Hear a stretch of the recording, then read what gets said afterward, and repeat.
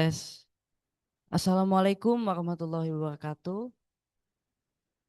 Kepada Bapak Ibu yang terhormat, mungkin bisa untuk mengisi kursi yang depan terlebih dahulu, yang kosong terlebih dahulu, supaya lebih nyaman dilihatnya melalui Zoom meeting.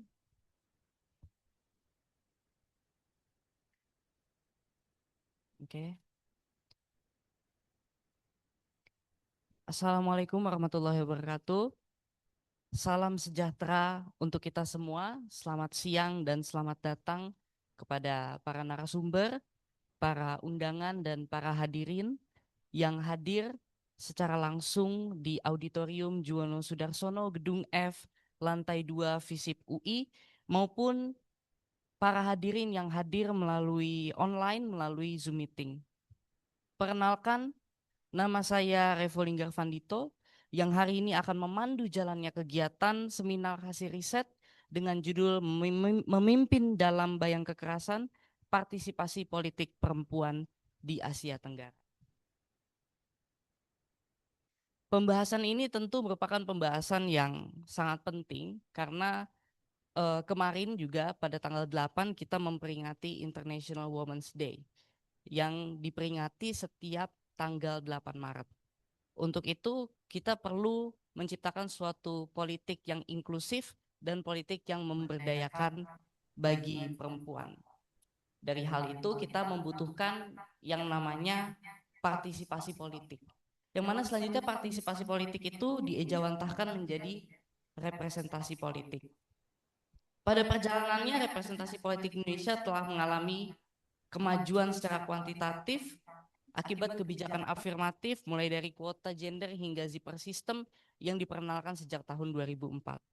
Namun tentu representasi tidak hanya diukur melalui hal-hal yang sifatnya kuantitatif.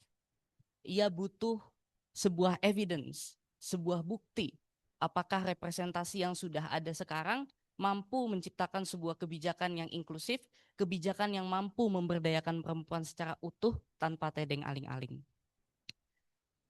Di tengah berbagai kemajuan tersebut, kita juga perlu melihat bahwa perempuan yang terlibat dalam politik seringkali masih menghadapi berbagai tantangan yang sifatnya kultural maupun struktural.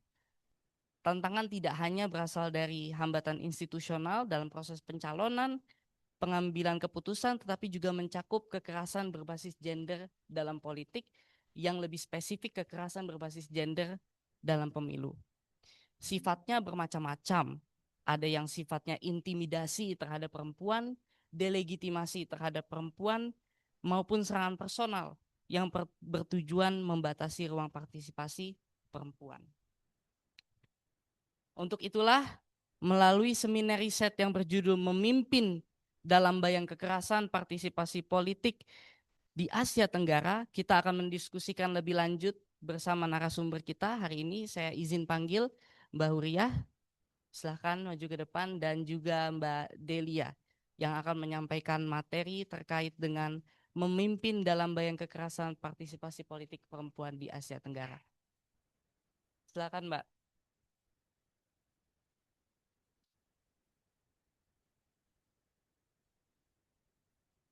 Kegiatan ini diselenggarakan oleh Puskapol UI dengan bekerjasama dengan Departemen Ilmu Politik Universitas Indonesia sebagai bagian dari rangkaian peringatan Dies Natalis ke-58 Fakultas Ilmu Sosial dan Ilmu Politik Universitas Indonesia.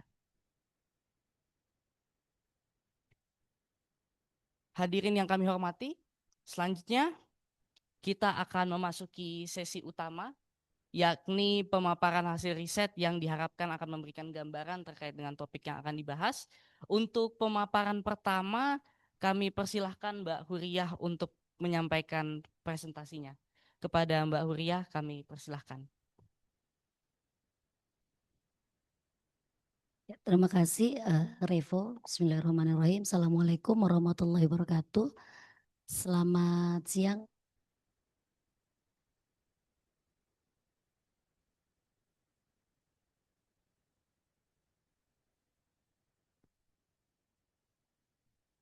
Ini suaranya tiba-tiba serak gitu ya.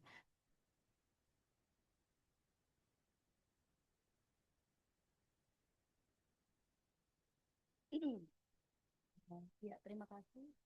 Sebelumnya saya ucapkan selamat datang kepada rekan-rekan semuanya. Dalam kesempatan ini kami ingin memaparkan sebenarnya hasil riset, dua hasil riset ya yang dilakukan oleh Puskapol UI terkait dengan gender dan politik. Khususnya adalah isu di dua isu utama yang jadi perhatian kita hari ini. Yang pertama adalah keterwakilan politik perempuan dan yang kedua adalah isu kekerasan terhadap perempuan dalam politik. Sedikit background, riset ini kami kerjakan tahun lalu gitu ya untuk isu keterwakilan perempuan dan juga kekerasan terhadap perempuan dalam politik di konteks Asia Tenggara. Riset ini kami lakukan bekerja sama dengan Westminster Foundation for Democracy. Sementara untuk riset khusus yang membahas tentang isu keterwakilan perempuan dan juga kekerasan terhadap perempuan di Indonesia serta dorongan untuk revisi Undang-Undang Pemilu, kami bekerja sama dengan IFES, the National Foundation for Electoral System. Nah, saya akan mulai presentasi saya untuk sedikit saja, walaupun di sini sebenarnya teman-teman yang hadir adalah teman-teman ahli gitu ya, tetapi ada tiga isu yang sebenarnya dibahas dan menjadi konsep kunci ya yang dibahas dalam riset ini. Yang pertama adalah women's political participation, atau sebenarnya kalau lebih lengkapnya itu adalah WPPL, Women's Political Participation and Leadership.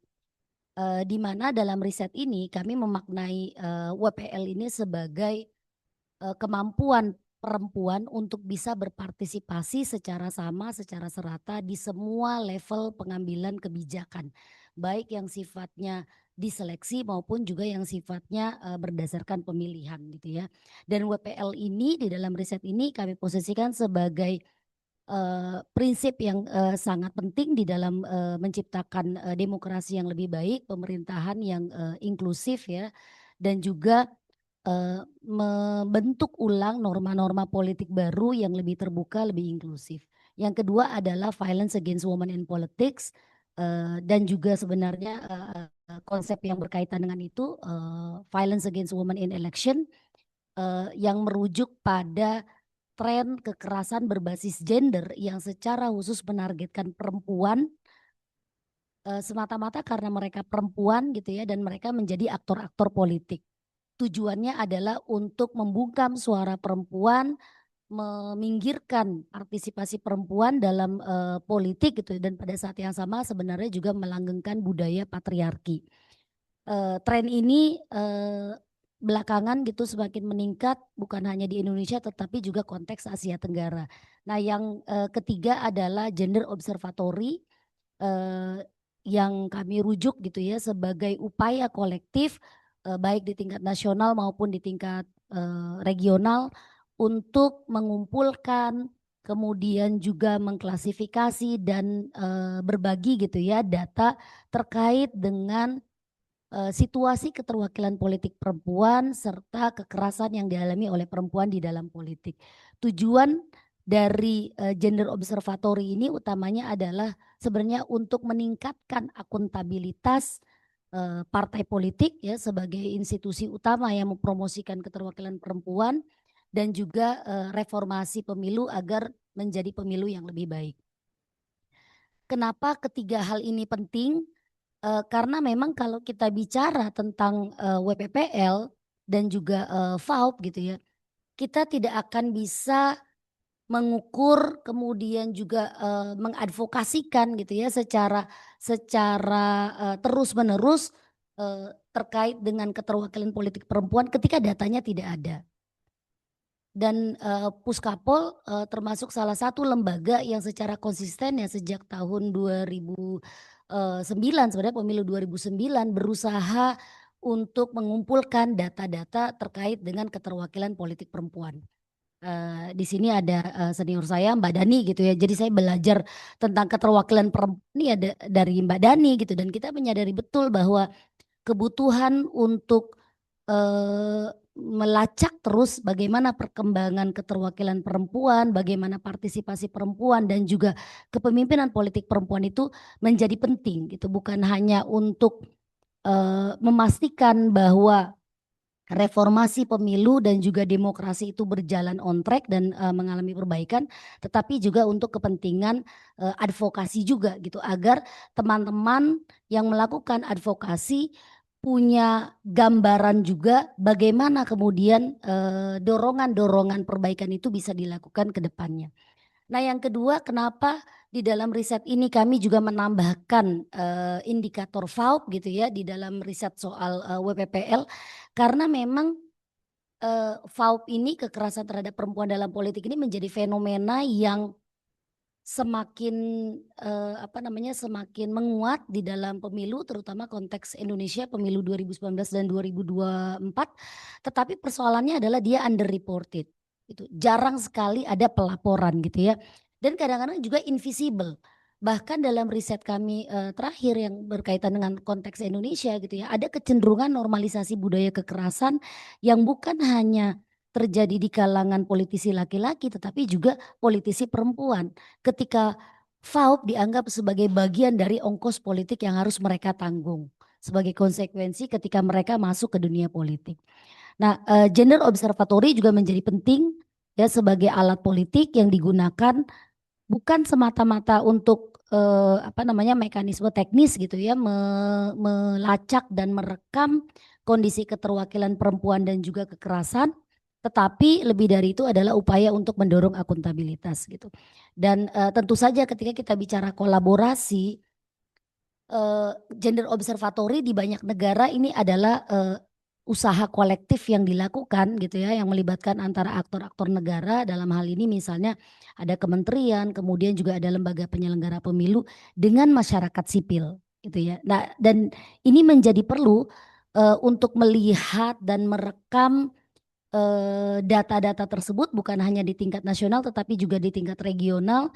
Tujuannya adalah agar kita bisa mendapatkan comparative insight gitu ya, dan juga ada standarisasi data yang bisa disepakati bersama. Dalam konteks ASEAN, sejak tahun 2020 sebenarnya ASEAN sudah bergerak melaju ke arah standarisasi data untuk WPPL.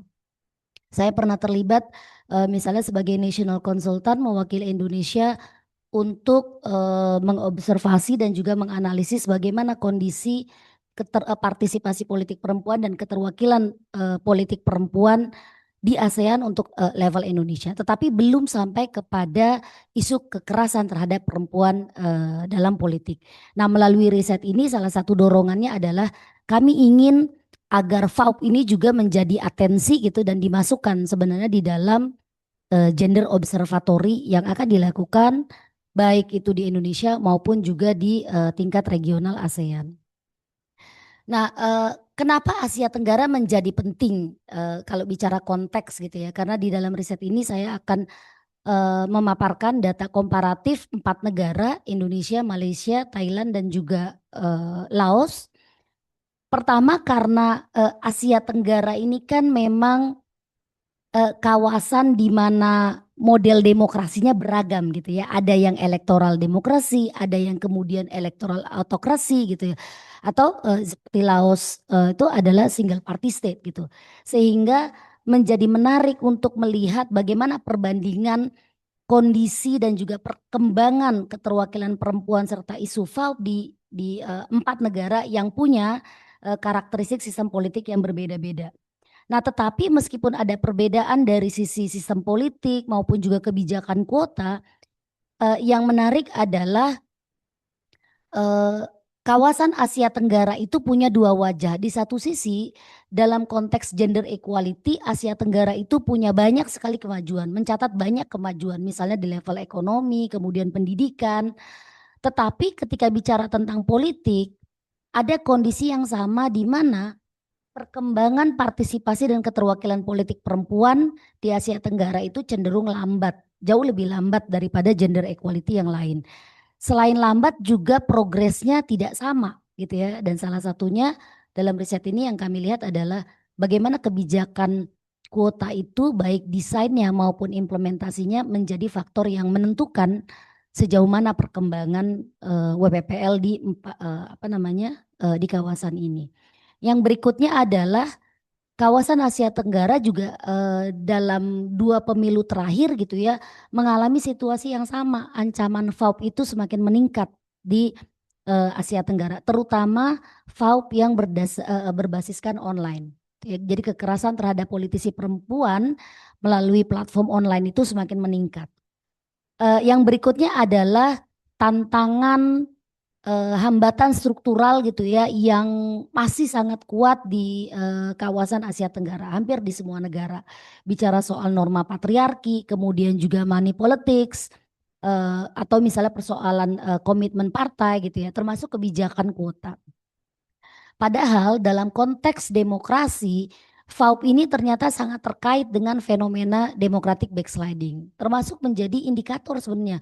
Ketika kita melihat demokrasi mengalami penurunan, pada saat yang sama kekerasan terhadap perempuan dalam pemilu dan politik itu meningkat. Nah, itu sebabnya gitu menjadi penting sebenarnya ketika kita ingin mendorong perbaikan demokrasi, kita juga harus mendorong perlindungan terhadap partisipasi perempuan dalam politik.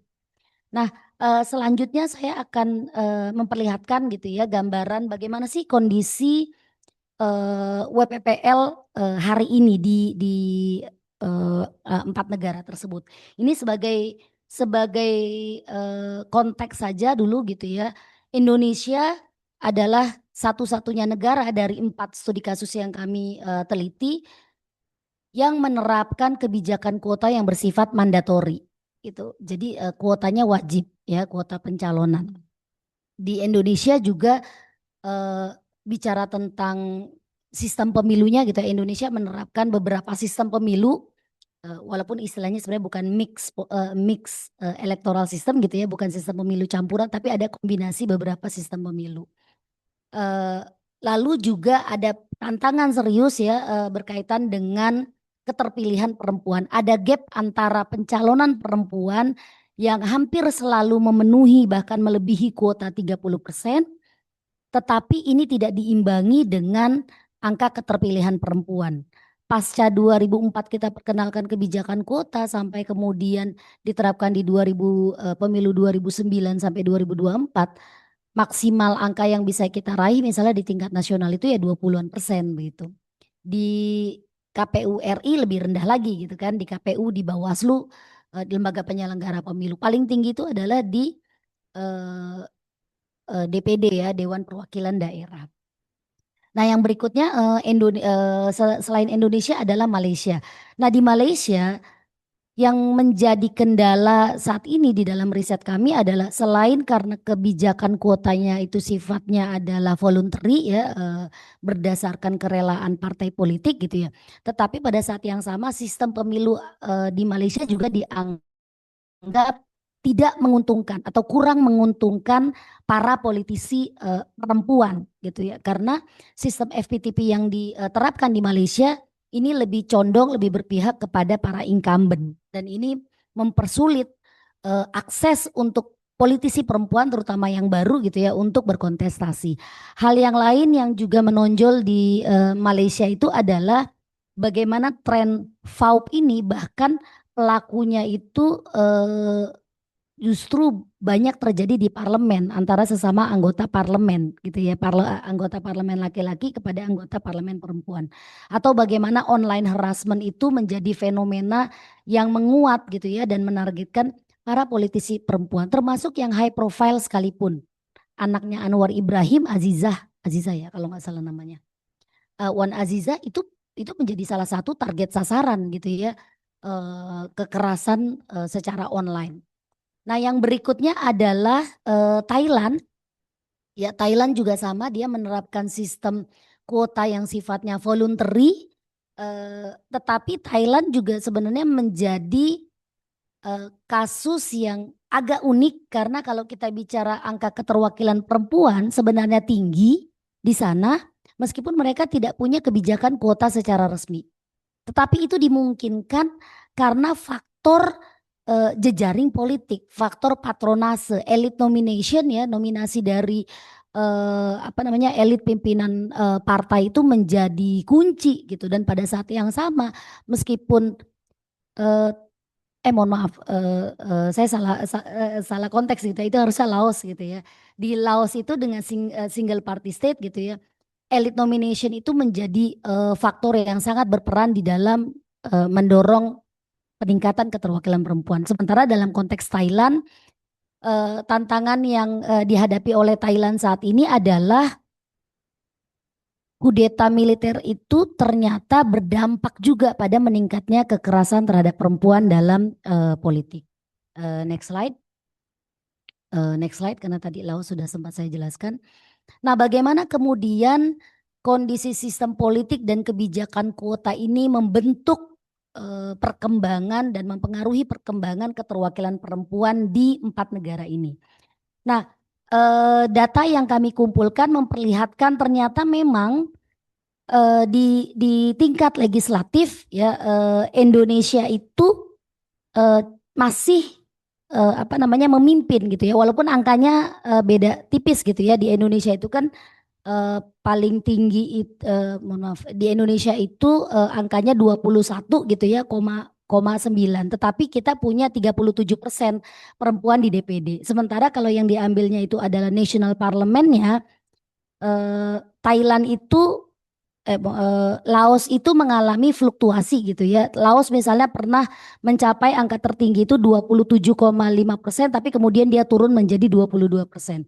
Nah, kondisi hari ini yang mengalami peningkatan itu adalah Thailand ya, angka keterwakilan perempuannya. Tetapi balik lagi, karena kebijakan kuotanya itu sifatnya adalah voluntary ya, sehingga komitmen partai untuk mencalonkan lebih banyak perempuan itu tidak bisa dipegang betul-betul. Dan itu sebabnya juga kita lihat betapa kondisi keterwakilan perempuan di legislatif untuk Thailand itu sangat fluktuatif, dan fluktuasinya itu tajam gitu ya.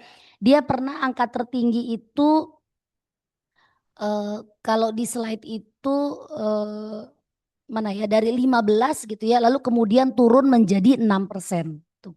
Jadi naik turunnya cukup tajam. Indonesia memperlihatkan tren yang cukup baik ya, karena cenderung meningkat, tetapi peningkatannya sangat lambat gitu. Nah, kondisi hari ini ya, dari pemilu yang terakhir memperlihatkan tadi tuh Indonesia masih memimpin ya dengan 37% di DPD ya, legislatif, di istilahnya apa, kamar tingkat tinggi gitu ya, dewan tingkat tinggi. Kemudian Malaysia yang mengikuti di Malaysia itu di 16%, Thailand di 23%. Nah, di Laos ternyata datanya tidak ada gitu ya. Ini yang juga menjadi masalah sebenarnya. Salah satu tantangan kami adalah sulitnya menggali data, mengumpulkan data ya, karena data yang kami ambil itu adalah data yang sifatnya publicly available, atau juga kami memanfaatkan organisasi-organisasi masyarakat sipil yang bekerja di isu keterwakilan perempuan dan juga kekerasan terhadap perempuan. Jadi tantangan soal scarcity of data itu menjadi tantangan yang menonjol, sekaligus juga menghambat upaya untuk memonitor kondisi WPPL gitu ya, secara berkelanjutan. Lanjut di tingkat eksekutif, Thailand ternyata performanya jauh lebih baik gitu ya dari 3 negara lainnya. Di Thailand itu posisi yang ditempati perempuan di kabinet yang mencapai 28,6%. Sementara Indonesia itu masuk kategori yang rendah bersama-sama dengan Malaysia. Ini kami memotretnya kondisi terakhir. Berarti kalau kita bicara terakhir, pemerintahannya Prabowo. Walaupun kalau di pemerintahannya Jokowi ini angkanya lebih baik gitu ya. Nah, kemudian di level birokrasi, ini memang perempuan itu terutama di 3 negara, Thailand, Malaysia, Indonesia, itu jumlahnya melebihi mayoritas gitu ya, di atas 50%. Tetapi kalau dicek lagi datanya lebih dalam, sedikit sekali yang mereka berada pada posisi senior level manajemen. Jadi biasanya di middle management gitu ya. akhirnya ada gap antara perempuan yang jumlahnya mayoritas di birokrasi dengan kepemimpinan mereka di birokrasi tersebut. Lanjut. Nah, untuk keterwakilan perempuan di ranah eksekutif dua gitu ya di pemerintah daerah ya sebagai kepala daerah, angka yang tertinggi itu ada di oh ini nggak keluar ya, nggak keluar angkanya, mohon maaf. Ini angkanya ada di Thailand ya 17%, Indonesia itu 11%, kemudian Laos itu 11,9%. Nah, Malaysia ternyata tidak punya kepala daerah perempuan gitu ya. Kepala negara juga kan mereka ada negara bagiannya. Itu tidak ada di level pemerintahan daerah. Sementara kalau IMBIS ya penyelenggara pemilu baik itu KPU maupun Bawaslu, Indonesia yang sebenarnya dari sisi kebijakan itu lebih progresif karena punya kebijakan kuota yang sifatnya mandatori untuk pencalonan, tetapi angkanya rendah untuk level nasional. Yang tinggi itu adalah eh, di Thailand gitu ya 33,3%. Sementara di Laos datanya tidak ada sama sekali. Malaysia angkanya mencapai 28,6%. Nah, Indonesia rata-ratanya itu KPU dan Bawaslu itu 25%. Itu. Kami hanya memotret di tingkat nasional, tidak di lokal. Meskipun untuk konteks Indonesia kami punya data yang lengkap sampai tingkat kabupaten kota, tetapi sayangnya untuk data Malaysia, Thailand, dan Laos itu tidak tersedia sama sekali data di tingkat lokal. Nah, ini juga menjadi kesulitan sebenarnya gitu ya soal tadi karena karakteristik negaranya juga berbeda, akses datanya juga kemudian menjadi sangat berbeda. Di Indonesia pun sebenarnya akses data itu menjadi lebih baik, tetapi salah satunya atau bahkan utamanya karena juga ada inisiatif masyarakat sipil gitu ya yang melakukan upaya monitoring, mendata dan juga mengadvokasi isu keterwakilan perempuan di lembaga penyelenggara pemilu. Jadi kita punya basis data yang cukup baik. Nah, yang berikutnya adalah dari gambar dari komparasi ini ada 4 hal yang kemudian kami temukan gitu ya terkait dengan monitoring kondisi keterwakilan perempuan di 4 negara. Yang pertama adalah uneven progress. Jadi memang keterwakilan perempuan di 4 negara ini memperlihatkan secara umum dia rendah gitu ya. Lalu progresnya juga tidak merata. Dan utamanya itu dipengaruhi oleh pilihan sistem pemilu yang cukup membatasi gitu terhadap partisipasi perempuan, lalu juga mekanisme kebijakan kuota yang relatif lemah. Indonesia sifatnya mandatori, tetapi kemudian enforcementnya juga bermasalah. Ada kecenderungan tokenisme gitu ketika partai politik memperlakukan kebijakan kuota sebatas persyaratan administratif untuk ikut pemilu. Atau bahkan tren belakangan di tahun 2024 ada pelemahan kebijakan kuota melalui regulasi KPU ya, PKPU nomor 10 tahun 2023 yang berdampak serius ternyata. Kalau sebelumnya kita bisa membanggakan pencalonan perempuan itu lebih dari 30%, di pemilu 2024 lalu itu tidak mencapai. Karena hanya 1 dari 18 partai politik yang memenuhi pencalonan 30% gitu ya di 84 dapil berdasarkan pemantauan yang dilakukan oleh teman-teman masyarakat sipil. Nah, yang kedua adalah yang tadi juga saya sudah bilang scarcity of data. Ini terlihat sekali gitu. Penelusuran kami lebih lanjut melalui riset-riset terdahulu memperlihatkan bahwa sulitnya mencari data ini bukan semata-mata persoalan teknis, melainkan ada kesengajaan. Jadi memang misalnya salah satunya adalah apakah institusi-institusi politik dan juga pemerintahan di 4 negara ini gitu ya secara konsisten mempublish data mengenai keterwakilan perempuan dan data itu juga sudah terdisagregasi gitu ya, sudah ada pemilahan. Nah, ini pengalaman kami misalnya memantau keterpilihan perempuan di pemilu 2014, 19 dan juga di 2024 sulit sekali gitu ya menemukan data terpilah. Jadi betul-betul harus dicek satu-satu datanya. Begitu yang terpilih harus dicek dia laki-laki atau perempuan dan seterusnya gitu. Nah ini adalah tantangannya, terutama di tingkat lokal gitu ya. Nah, scarcity of data ini di dalam riset kami memperlihatkan ada kecenderungan memang marginalisasi perempuan. Ketika datanya tidak ada, maka seolah-olah masalahnya tidak ada. Ya, kita tidak bisa bicara misalnya soal kekerasan terhadap perempuan dalam politik karena datanya tidak ada. Datanya tidak ada karena memang partai politik misalnya atau parlemen atau lembaga penyelenggara pemilu tidak membuat mekanisme yang jelas misalnya kayak gitu untuk pelaporan dan penanganan kekerasan terhadap perempuan dalam politik. Nah, yang berikutnya adalah multifaceted barriers. Di keempat negara ini, meskipun ada konteks yang agak berbeda gitu ya, tetapi tantangannya relatif sama, yaitu pertama adalah tantangan struktural ya, bagaimana desain sistem pemilunya juga mempengaruhi kondisi keterwakilan perempuan, entry point untuk perempuan bisa masuk ke dalam politik, kemampuan perempuan untuk berkontestasi, lalu juga institutional barrier ya, ketika ada kebijakan yang secara khusus mendiskriminasi perempuan atau ketika kebijakan kuotanya misalnya ternyata sifatnya hanya voluntary, ini juga berdampak. Yang berikutnya adalah cultural. Sejauh mana publik sebenarnya mendukung dan menerima perempuan untuk bisa menjadi pemimpin, perempuan masuk ke politik.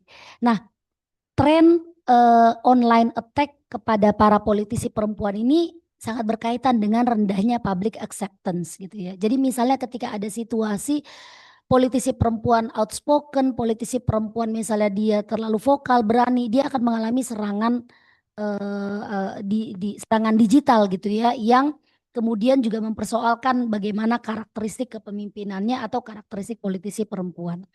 Yang berikutnya adalah socioeconomic barriers, soal money politics, patronage system gitu ya, dan clientelism yang ini menghambat akses perempuan terhadap untuk masuk ke politik dan daya tahan perempuan gitu. Karena untuk memenangkan pemilu, kita bicara konteks Indonesia saja, di sini ada Mbak Dani, riset Mbak Dani terakhir soal cost of politics gitu ya.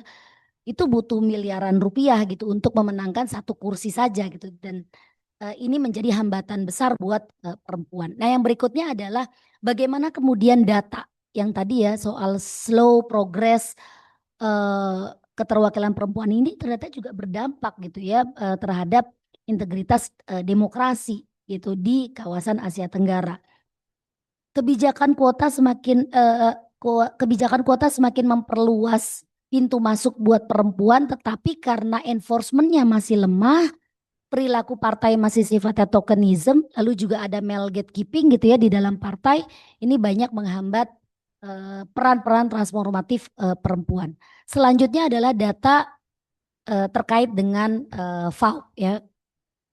Nah, data yang kami peroleh, walaupun lagi-lagi tadi ya basis datanya itu kami banyak mengandalkan untuk FAO ini adalah laporan-laporan yang dibuat oleh lembaga masyarakat sipil.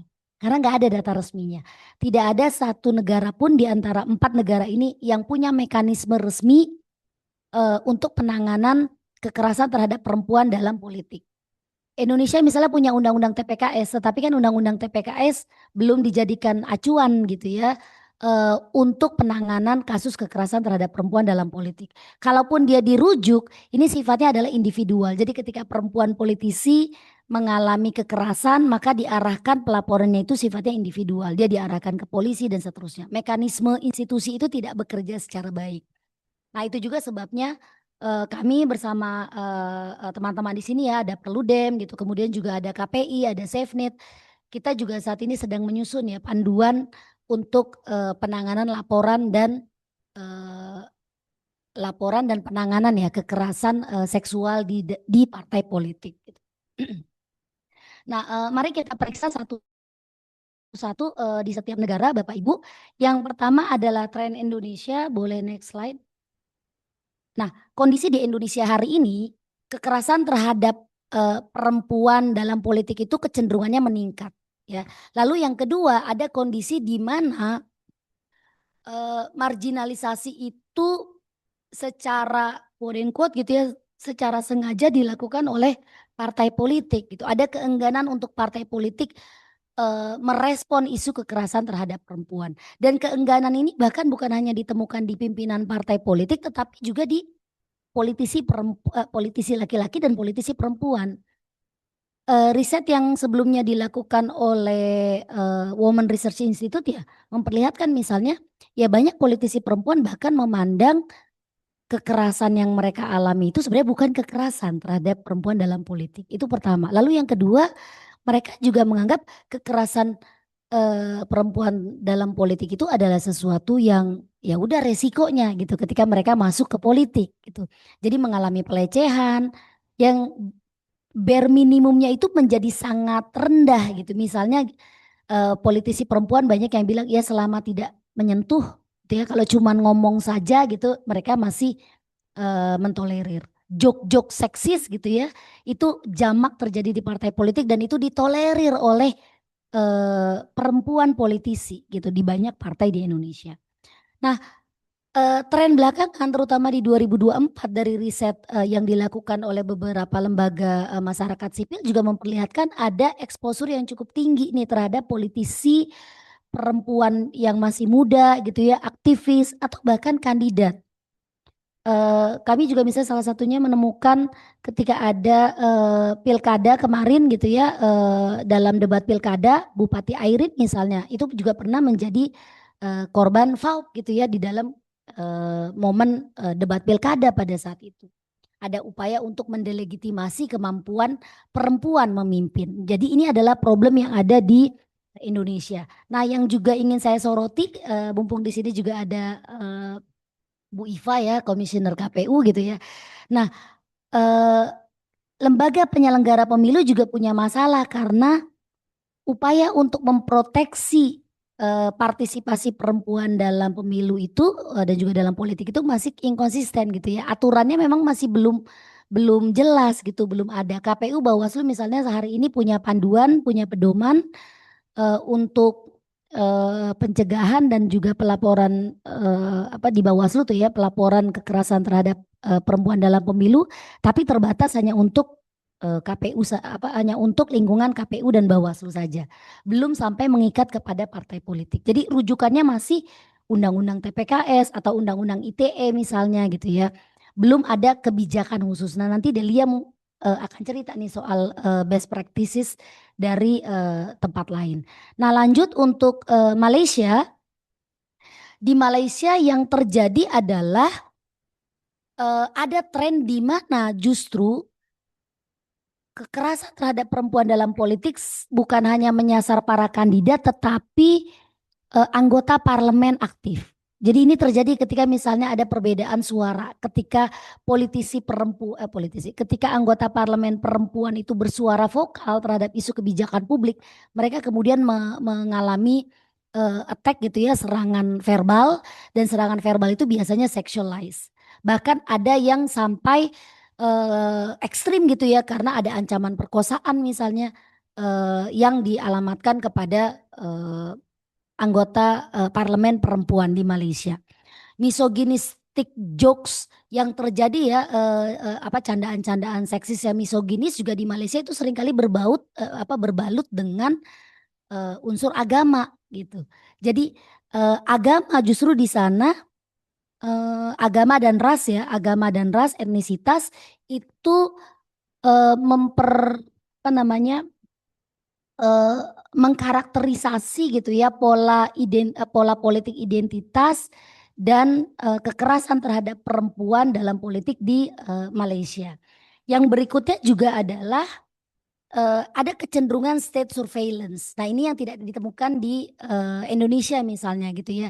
Jadi ada eh, kebijakan-kebijakan tertentu gitu yang diambil oleh negara yang kemudian secara tidak langsung menargetkan politisi-politisi perempuan dari kelompok oposisi gitu, karena model di Malaysia kan memang parlementer, politisi perempuan maupun aktivis perempuan yang beroposisi terhadap pemerintah. Ini adalah tren yang muncul di Malaysia. Walaupun Malaysia sudah punya Anti Sexual Harassment Act tahun 2022, tapi ternyata ini tidak menyentuh aspek politik maupun juga pemilu. Lanjut. Nah di Thailand hari ini, dalam kondisi hari ini, dari 4 negara, Thailand termasuk negara yang mencatatkan eh, apa namanya, kasus dan juga peristiwa-peristiwa FAUP yang jauh lebih banyak daripada Indonesia, Malaysia, Thailand. Kenapa ini terjadi? Bukan karena komitmen negara untuk mendata itu atau menerima laporan, tapi lagi-lagi adalah inisiatif masyarakat sipil yang cukup banyak gitu ya menerima laporan-laporan kekerasan terhadap perempuan dalam politik, atau juga mendata, sebenarnya mengumpulkan data-data. Nah, politisi perempuan misalnya di Thailand ketika mereka berkampanye tatap muka gitu ya, mereka juga sangat rentan mengalami pelecehan seksual. Yang itu sampai fisik gitu ya, pelecehan seksualnya gitu. Jadi tidak ada ruang aman untuk perempuan ketika berkampanye. Ini tren yang semakin menguat di Thailand gitu ya. Nah, sama seperti di Malaysia, politisi perempuan dari kelompok oposisi juga menjadi target utama kekerasan terhadap perempuan dalam politik. Nah, yang kedua adalah ketika kemudian terjadi kudeta militer, lalu di bawah military rule, ternyata FAUP juga mengalami peningkatan begitu ya, seiring dengan pembatasan kebebasan berekspresi. Nah, yang terakhir adalah Laos. Ya, bagaimana di Laos ini datanya sangat minim gitu ya. Jadi kami menyebutnya sebagai hidden FAUP. Bukannya tidak ada, dia ada, tetapi memang tidak tercatat. Dan institusi juga dalam hal ini partai politik, parlemen gitu ya, tidak mengadres isu ini sama sekali, tidak merespon isu ini sama sekali. Jadi FAUP itu hampir tidak terlihat, dia invisible, tetapi dia sebenarnya ada banyak. Kalau misalnya merujuk pada laporan kekerasan terhadap perempuan di Laos yang dibuat oleh salah satu konsultan untuk WFD gitu ya, WFD di Laos, ini memperlihatkan nih data-data ini ada, tetapi memang dia tidak muncul di permukaan. Karena data itu muncul dalam bentuk cerita-cerita para politisi perempuan saja. Eh, nah, bagaimana data-data ini kemudian bicara tentang kondisi Asia Tenggara? Next slide. Bisa disimpulkan gitu ya dari temuan kami terkait dengan tren FAUP di Asia Tenggara, ada setidaknya 4 hal yang bisa dibaca. Yang pertama adalah prevalensi kekerasan terhadap perempuan dalam politik secara digital. Jadi mayoritas FAUP yang terjadi itu bentuknya adalah online abuse ya terhadap politisi perempuan. Tren belakangan malah soal deepfake AI itu juga jadi tools tools baru gitu ya, jadi alat baru untuk mendiskreditkan politisi perempuan. Nah, yang berikutnya adalah state repression dan surveillance ya, terutama di negara seperti Thailand dan Malaysia ini dialami betul oleh politisi dan aktivis perempuan. Ada intimidasi psikologis gitu ya yang dialami oleh mereka. Yang berikutnya adalah barriers to reporting violence. Ini yang terjadi di 4 negara tersebut. Ada stigma misalnya, riset kami dalam konteks Indonesia gitu ya memperlihatkan bahwa banyak perempuan politisi enggan melapor karena ada semacam stigma. Mereka dianggap pembawa masalah. Kalau mereka melaporkan koleganya gitu ya, mereka justru malah dianggap sebagai troublemaker gitu di partai tersebut, dan ini membahayakan karir politik mereka gitu. Yang berikutnya adalah weak complaint mechanism. Laporan itu diterima tetapi tidak ditindaklanjuti. Yang ada adalah kemudian partai politik atau parlemen ketika menerima laporan mengarahkan si politisi perempuan ini membawanya ke ranah pidana gitu ya, dan itu jadi persoalan individual, bukan persoalan kepartaian.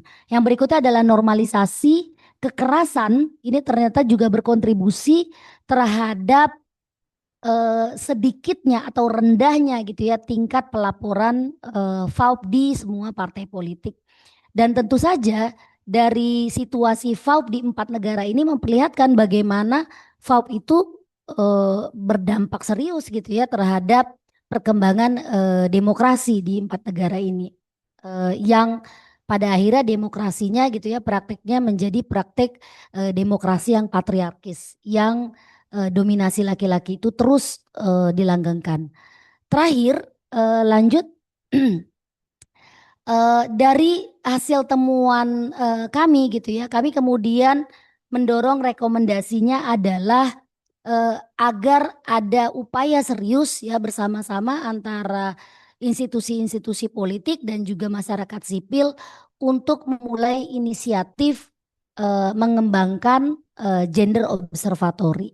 Ya, gender observatory ini sebenarnya bisa dilakukan levelnya dari mulai tingkat lokal gitu ya, pendataan tingkat lokal, kemudian ke nasional, lalu kemudian regional. Karena ASEAN memang sudah bergerak untuk isu WPPL. ASEAN sudah punya regional indikator, regional observatory. Tetapi untuk FAUP ini belum ada. Nah, kami ingin mendorong ini agar ada harmonisasi data gitu ya, dan juga mudah untuk melacak. Salah satu kesulitan kami juga adalah sumber data itu ya karena beragam, misalnya data dari kementerian itu bisa berbeda misalnya gitu dengan data dari masyarakat sipil atau dengan data dari partai politik dan seterusnya. Nah, yang berikutnya adalah yang juga tidak kalah penting sebenarnya mengingatkan partai politik, mengingatkan parlemen, mengingatkan lembaga penyelenggara pemilu terkait dengan akuntabilitas dan reformasi gitu, bahwa mereka bertanggung jawab terhadap perkembangan keterwakilan perempuan di institusinya dan perlindungan partisipasi perempuan di institusinya. Maka mereka harus didorong gitu ya, bikin regulasi khusus. Kalau belum ada undang-undangnya harus didorong bikin undang-undang, kemudian juga harus punya pedoman internal untuk penanganan. Pada saat yang sama, grassroots inisiatif itu juga menjadi penting. Karena FAUP ini terjadi di dua ranah gitu ya, pelanggengan kekerasan itu bukan hanya dilakukan oleh partai politik, tapi karena ada public acceptance yang rendah, ini juga berdampak. Maka literasi publik gitu ya, kampanye publik gitu, edukasi publik soal FAUP itu menjadi sangat penting. Dan kita sebenarnya sudah punya pengalaman gitu ya dalam mengkampanyekan apa namanya anti kekerasan terhadap perempuan gitu ya, karena kita sudah punya undang-undang TPKS, kita setiap tahun dan kita baru saja merayakan International Women's Day gitu ya, lalu ada 16 hari tanpa anti kekerasan terhadap perempuan gitu. Jadi sudah ada sebenarnya entry point-nya. Nah, ini harus didorong lebih jauh. Nah, yang berikutnya adalah strengthening early warning system ya, bagaimana keberadaan observatory ini menjadi penting sebenarnya untuk membantu mengidentifikasi apa sih resiko-resiko yang dihadapi oleh perempuan ketika mereka masuk ke dalam politik, mereka ikut kontestasi pemilu gitu ya. Jadi ada pedoman pencegahannya juga sebenarnya, bagaimana perempuan bisa melindungi dirinya, bagaimana partai politik juga bisa melindungi para kandidatnya dan juga para anggotanya. Nah, yang terakhir adalah keberadaan observatori di tingkat regional juga menjadi penting dalam rangka menumbuh kembangkan ya kerjasama di antara berbagai elemen sebenarnya, masyarakat sipil, lembaga penyelenggara pemilu gitu ya, kemudian partai politik dan para peneliti untuk mempromosikan pemilu tanpa kekerasan, untuk mempromosikan politik yang lebih inklusif dan mempromosikan lingkungan politik yang ramah bagi partisipasi politik perempuan. Saya cukupkan sampai di situ. Terima kasih banyak. Wassalamualaikum warahmatullahi wabarakatuh. Waalaikumsalam. Terima kasih Mbak Huria atas penjelasannya. Kita jadi bisa melihat comparative view dari negara-negara Asia Tenggara. Tadi ada Laos, Thailand, Malaysia, dan juga Indonesia dari segi WPPL-nya, Women Political Participation and Leadership, dan dari segi FOP-nya kita juga bisa melihat bagaimana pattern-nya. Selanjutnya saya akan memberikan kesempatan untuk Mbak Delia untuk bisa menjelaskan lebih lanjut terkait penelitian yang sudah dilakukan. Time is yours, Mbak. Terima kasih Revo. Selamat siang. Assalamualaikum warahmatullahi wabarakatuh. Siang-siang ngobrolin isu politik berat banget gitu. Tapi mudah-mudahan tetap semangat. Oke, baik, terima kasih. Boleh ditampilkan ya Mbak Reza PPT-nya. Jadi Puskapol itu memproduksi selain tadi yang disampaikan oleh Mbak Huria, tapi juga terkait dengan reformasi pemilu ya. Jadi ini adalah applied research yang kami lakukan dalam konteks mendorong perubahan undang-undang pemilu untuk mendorong keterwakilan substantif dan pelindungan perempuan di Indonesia. Jadi semangatnya adalah gimana nih pemilu kita menjadi lebih inklusif dan aman bagi semua pihak, termasuk salah satunya adalah perempuan yang seringkali menjadi kelompok yang rentan di dalam dunia politik ini gitu. Nah, ini adalah riset yang kami kerjakan di tahun lalu. Dan kemudian hasil dari riset ini kita advokasikan bersama kepada seluruh stakeholders, terutama DPR dan juga penyelenggara pemilu. Dan alhamdulillah hari ini hadir di sini Bu Iva sebagai anggota KPU RI. Terima kasih Bu sudah hadir karena salah satu stakeholders yang sangat penting adalah penyelenggara pemilu gitu ya dalam konteks ini. Oke, boleh. Nah, kenapa kemudian kami melihat ini menjadi satu hal yang penting? Sebenarnya latar belakangnya dari satu kondisi selama 2 dekade penerapan kebijakan afirmasi, tetapi ternyata keterwakilan perempuan belum cukup baik gitu ya, masih relatif stagnan meskipun ada peningkatan. Nah, setelah kami identifikasi di berbagai level di DPR, DPRD provinsi, DPRD kabupaten kota, range keterwakilan perempuan atau keterpilihan perempuan itu sekitar 16-22%. Jadi kita masih bicara soal keterwakilan secara deskriptif ini masih under minimum gitu ya 30%. Itu yang menjadi angka kritis begitu. Nah, bahkan kalau kita lihat identifikasi di tingkat nasional ada 16 daerah pemilihan di tingkat nasional dan 78 daerah pemilihan di tingkat provinsi yang sama sekali tidak memiliki keterwakilan perempuan atau 0%. Jadi masih banyak dapil yang belum punya keterwakilan perempuan baik di tingkat nasional dan di tingkat provinsi. Jadi kami ada keterbatasan di tingkat kabupaten kota kami tidak bisa lihat, tetapi kami bisa lihat di tingkat nasional dan tingkat provinsi. Dan hanya 25 dapil yang memenuhi lebih dari atau sama dengan 30% keterwakilan perempuan gitu. Nah, kami melihat ada banyak tantangan di dalam mendorong penguatan keterwakilan perempuan, terutama dalam konteks ini adalah tantangan struktural. Boleh lanjut? Nah, tantangan struktural yang dimaksud ada 3 hal yang kami coba identifikasi. Pertama adalah desain sistem pemilu yang saat ini cenderung berorientasi pada kandidat atau kandidat sentris gitu ya. Dan apa konsekuensi dari kandidat sentris yaitu pemilu menjadi sangat mahal dan satu individu bertarung bukan hanya dengan eksternal partai politik tapi juga di dalam internal partai politik saling senggol gitu ya, senggol bacok gitu. Nah, ini sangat merugikan kandidat perempuan. Kenapa? Karena perempuan dalam konteks pembiayaan gitu ya ini juga punya struggle sendiri gitu, apalagi mereka bukan pencari nafkah utama gitu kalau di Indonesia gitu. Jadi ketika biaya politik mahal maka tantangan juga semakin berat. Lalu yang kedua, desain kebijakan afirmasi yang belum optimal bahkan mengalami pelemahan, dan ini tadi sudah disinggung oleh Mbak Huria, pelemahan terkait dengan peraturan KPU yang dikeluarkan oleh KPU ya Bu Iva, tapi untungnya Bu Iva waktu itu belum menjabat gitu, bukan untungnya sih. Tapi maksudnya waktu itu Bu Ivo belum bisa memperjuangkan gitu karena belum di RI ya Bu ya. Kalau misalnya mungkin sudah ada bisa lebih memperjuangkan untuk mempertahankan kebijakan afirmasi. Lalu yang ketiga kami melihat tren yang juga meningkat yaitu terkait dengan kerentanan perempuan terhadap risiko kekerasan berbasis gender di dalam pemilu. Itu yang menjadi latar belakang 3 hal ini kenapa kemudian kita perlu mendorong penguatan keterwakilan secara substantif dan juga perlindungan partisipasi politik perempuan karena tentu proses pemilu harusnya aman bagi setiap orang gitu ya, termasuk juga perempuan. Oke, boleh lanjut. Ini metode penelitian yang kami lakukan pendekatan kualitatif dengan beberapa teknik pengumpulan data. Pertama, penelaan literatur, studi dokumen kebijakan dan analisis komparatif di 71 negara.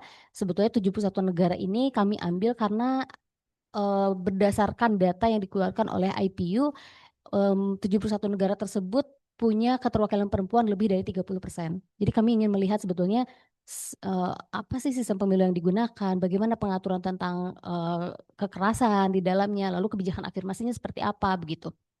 Jadi kita bisa belajar dari negara-negara yang sudah punya keterwakilan perempuan lebih dari 30%. Begitu. Meskipun tadi ya ada banyak faktor yang turut mempengaruhi.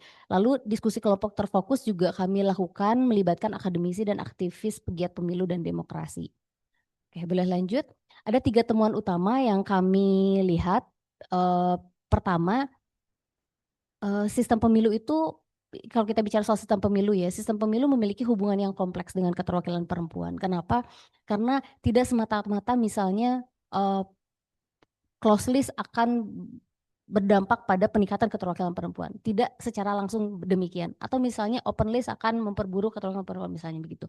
Tidak secara langsung demikian, tetapi ada banyak faktor yang turut mempengaruhi. Ada banyak riset yang bisa kita pelajari bahwa faktor-faktor tersebut bisa berkaitan dengan seberapa advance pembangunan di suatu negara tersebut. Lalu bagaimana district magnitude yang di-apply gitu ya, diterapkan di dalam negara tersebut itu juga turut mempengaruhi. Bagaimana ideologi partai. Jadi semakin tengah kiri itu justru meningkatkan keterwakilan perempuan, semakin tengah kanan justru menghambat keterwakilan perempuan. Jadi itu juga turut mempengaruhi. Artinya sistem pemilu bukan satu-satunya faktor yang memiliki konsekuensi secara langsung gitu ya terhadap keterwakilan perempuan. Hubungannya sangat kompleks gitu. Jadi tidak ada satu studi yang menunjukkan hubungan secara langsung. Lalu yang kedua, pengaruh desain kebijakan afirmasi terhadap keterwakilan perempuan. Nah, berbeda dengan kebijakan afirmasi. Kebijakan afirmasi bentuknya ada banyak, ada kuota, ada placement mandate, ada enforcement, insentif, disinsentif, dan substitute list itu juga bagian dari afirmasi. Tetapi kalau kita bicara soal kebijakan kuota, kuota ada 3 gitu ya, legislatif kuota, voluntary kuota, dan reserve seat. Nah, Indonesia kita menggunakan legislatif kuota dalam konteks pencalonan kalau di legislatif. Nah, untuk kuota, temuan yang pasti gitu dan bisa kita lihat di berbagai riset, kuota itu adalah afirmasi yang paling efektif dibandingkan intervensi yang lain gitu. Kalau dibandingkan placement mandat, enforcement dan seterusnya. Nah, tetapi selain kuota gitu ya, aturan-aturan teknis lain dan kebijakan-kebijakan afirmasi lainnya juga itu turut mempengaruhi peningkatan keterwakilan perempuan. Di antaranya adalah bagaimana penempatannya, placement mandatnya, bagaimana perempuan ditempatkan di dalam nomor urut itu juga turut mempengaruhi. Bagaimana enforcementnya, sanksi yang diterapkan oleh penyelenggara pemilu gitu ya terhadap partai politik misalnya gitu, itu juga turut mempengaruhi. Lalu insentif dan disinsentif, apa maksudnya? Insentif itu adalah tambahan benefit apa sih gitu bagi partai politik untuk mereka mau mencalonkan perempuan lebih banyak gitu, misalnya apakah ada bantuan dana dan seterusnya, nanti akan kita bahas lebih lanjut. Lalu disinsentif ini adalah konsekuensi apa, pengurangan apa gitu atau dampak negatif apa yang bisa diberikan gitu kepada partai politik ketika mereka tidak memenuhi aturan terkait dengan afirmasi begitu. Lalu berikutnya adalah substitute list, yaitu daftar pengganti ya. Jadi misalnya ketika Bu Iva misal sebagai calon anggota legislatif dan terpilih, eh, mundur gitu ya, digantikan lagi oleh perempuan gitu. Nah, itu yang dimaksud dengan substitute list. Jadi ada daftar pengganti, kalau misalnya perempuan, ya perempuan lagi yang menggantikan gitu. Dan di beberapa negara ini sudah diberlakukan. Nah, berikutnya terkait dengan kekerasan terhadap perempuan, kami melihat ini adalah bentuk eksklusi untuk mencapai dominasi maskulin di dalam politik. Tadi Mbak Uriah bilang bahwa di Indonesia kekerasan itu dianggap normal, dianggap wajar karena memang tidak ada di dalam politik ya, karena itu sebagai harga yang harus dibayar perempuan ketika masuk ke dunia yang maskulin begitu. Dan ini dilanggengkan sebagai bentuk eksklusi untuk mencapai dominasi maskulin di dalam politik. Oleh karena itu penting ada regulasi terpadu, sanksi tegas dan mekanisme pencegahan untuk melindungi partisipasi perempuan dalam pemilu. Oke, boleh lanjut? Nah, temuan pertama terkait dengan sistem pemilu dan keterwakilan perempuan, kalau kita lihat secara data dari 71 negara gitu ya Bapak Ibu sekalian, 57,75% negara tersebut itu menggunakan pemilu proporsional, list proporsional gitu. Nah, di catatan untuk proporsional sendiri kan bisa 2 ya, bisa terbuka dan tertutup. Ada daftar yang tertutupnya 26 negara dan daftar terbukanya ada 15 negara. Lalu 19,72% menggunakan sistem pemilu pluralitas mayoritas. Dan 18,31% menggunakan sistem pemilu campuran. Terakhir penggunaan sistem pemilu lainnya ada sekitar 4,23% begitu ya. Nah, ini kalau misalnya kita lihat berarti memang lebih banyak negara-negara tersebut menerapkan proporsional ya dibandingkan pluralitas. Tetapi angkanya sebetulnya tidak jomplang begitu ya, dari 26 negara, 15 negara, 13 negara, 14 negara gitu. Jadi sebetulnya variasinya cukup merata begitu. Meskipun kita bisa lihat proporsional tertutup itu lebih banyak dengan 26 negara. Nah, tapi kita coba lihat temuan berikutnya. Nah, di dalam sistem proporsional daftar tertutup ternyata meskipun tadi 26 negara itu lebih dari 30% gitu ya menerapkan sistem proporsional tertutup, tetapi ternyata itu dibarengi dengan beberapa prakondisi. Jadi ada kombinasi antara kondisi strukturalnya, lalu tata kelembagaan partainya, efektivitas kebijakan afirmasi yang diterapkan begitu. Nah, dalam konteks Indonesia kita sudah menerapkan sistem proporsional daftar tertutup itu di era Orde Baru gitu ya, dan paling tinggi mencapai 13% pada pemilu 1987. Gitu. Jadi kalau di berbagai negara itu menunjukkan peningkatan yang signifikan lebih dari 30%, tetapi di Indonesia paling tinggi itu adalah 13% gitu. Nah, kita mulai menerapkan sistem proporsional daftar terbuka di era reformasi.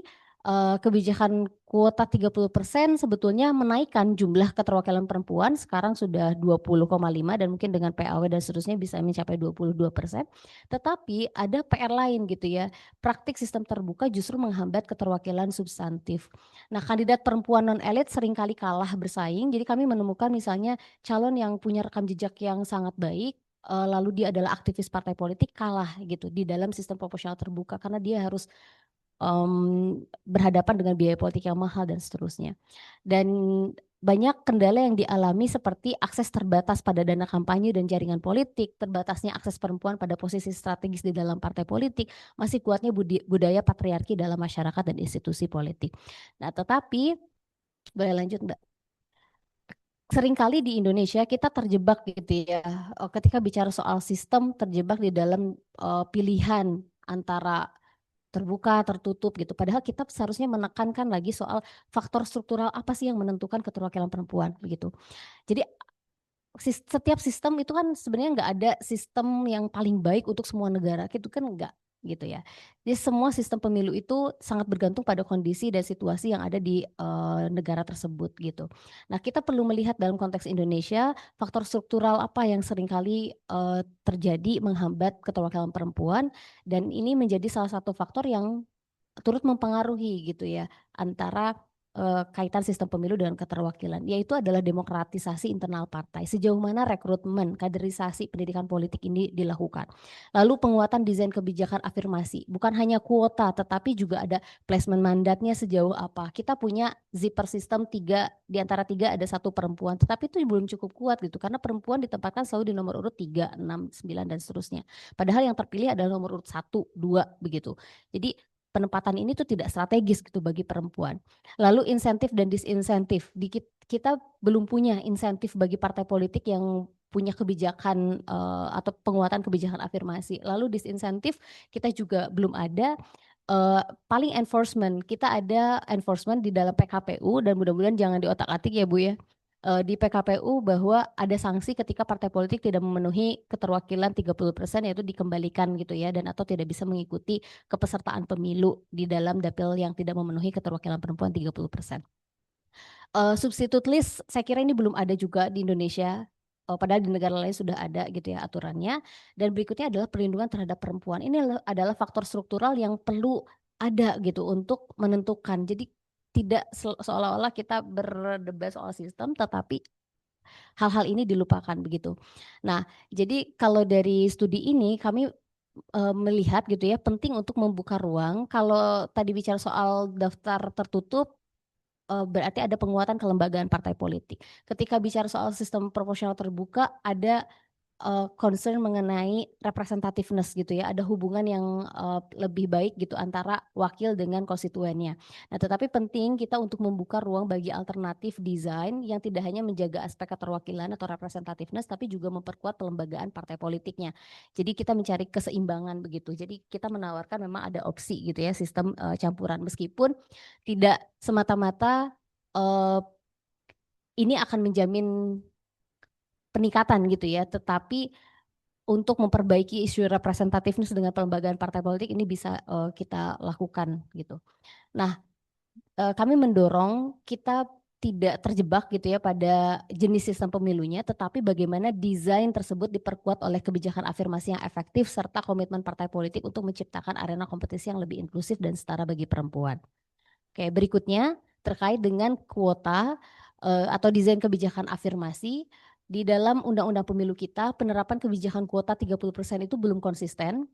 Di penyelenggara pemilu misalnya itu masih sifatnya voluntary gitu ya, karena bukan voluntary sih, lebih ke ya apa namanya, himbauan gitu ya untuk memperhatikan 30% keterwakilan perempuan. Nah, tapi di legislatif itu lebih kuat lagi karena ada pencalonan 30% perempuan disertai dengan enforcement gitu. Nah, berikutnya kebijakan afirmasi belum menjadi komitmen penuh partai politik, ini terlihat dalam hal strategi rekrutmen calon perempuan.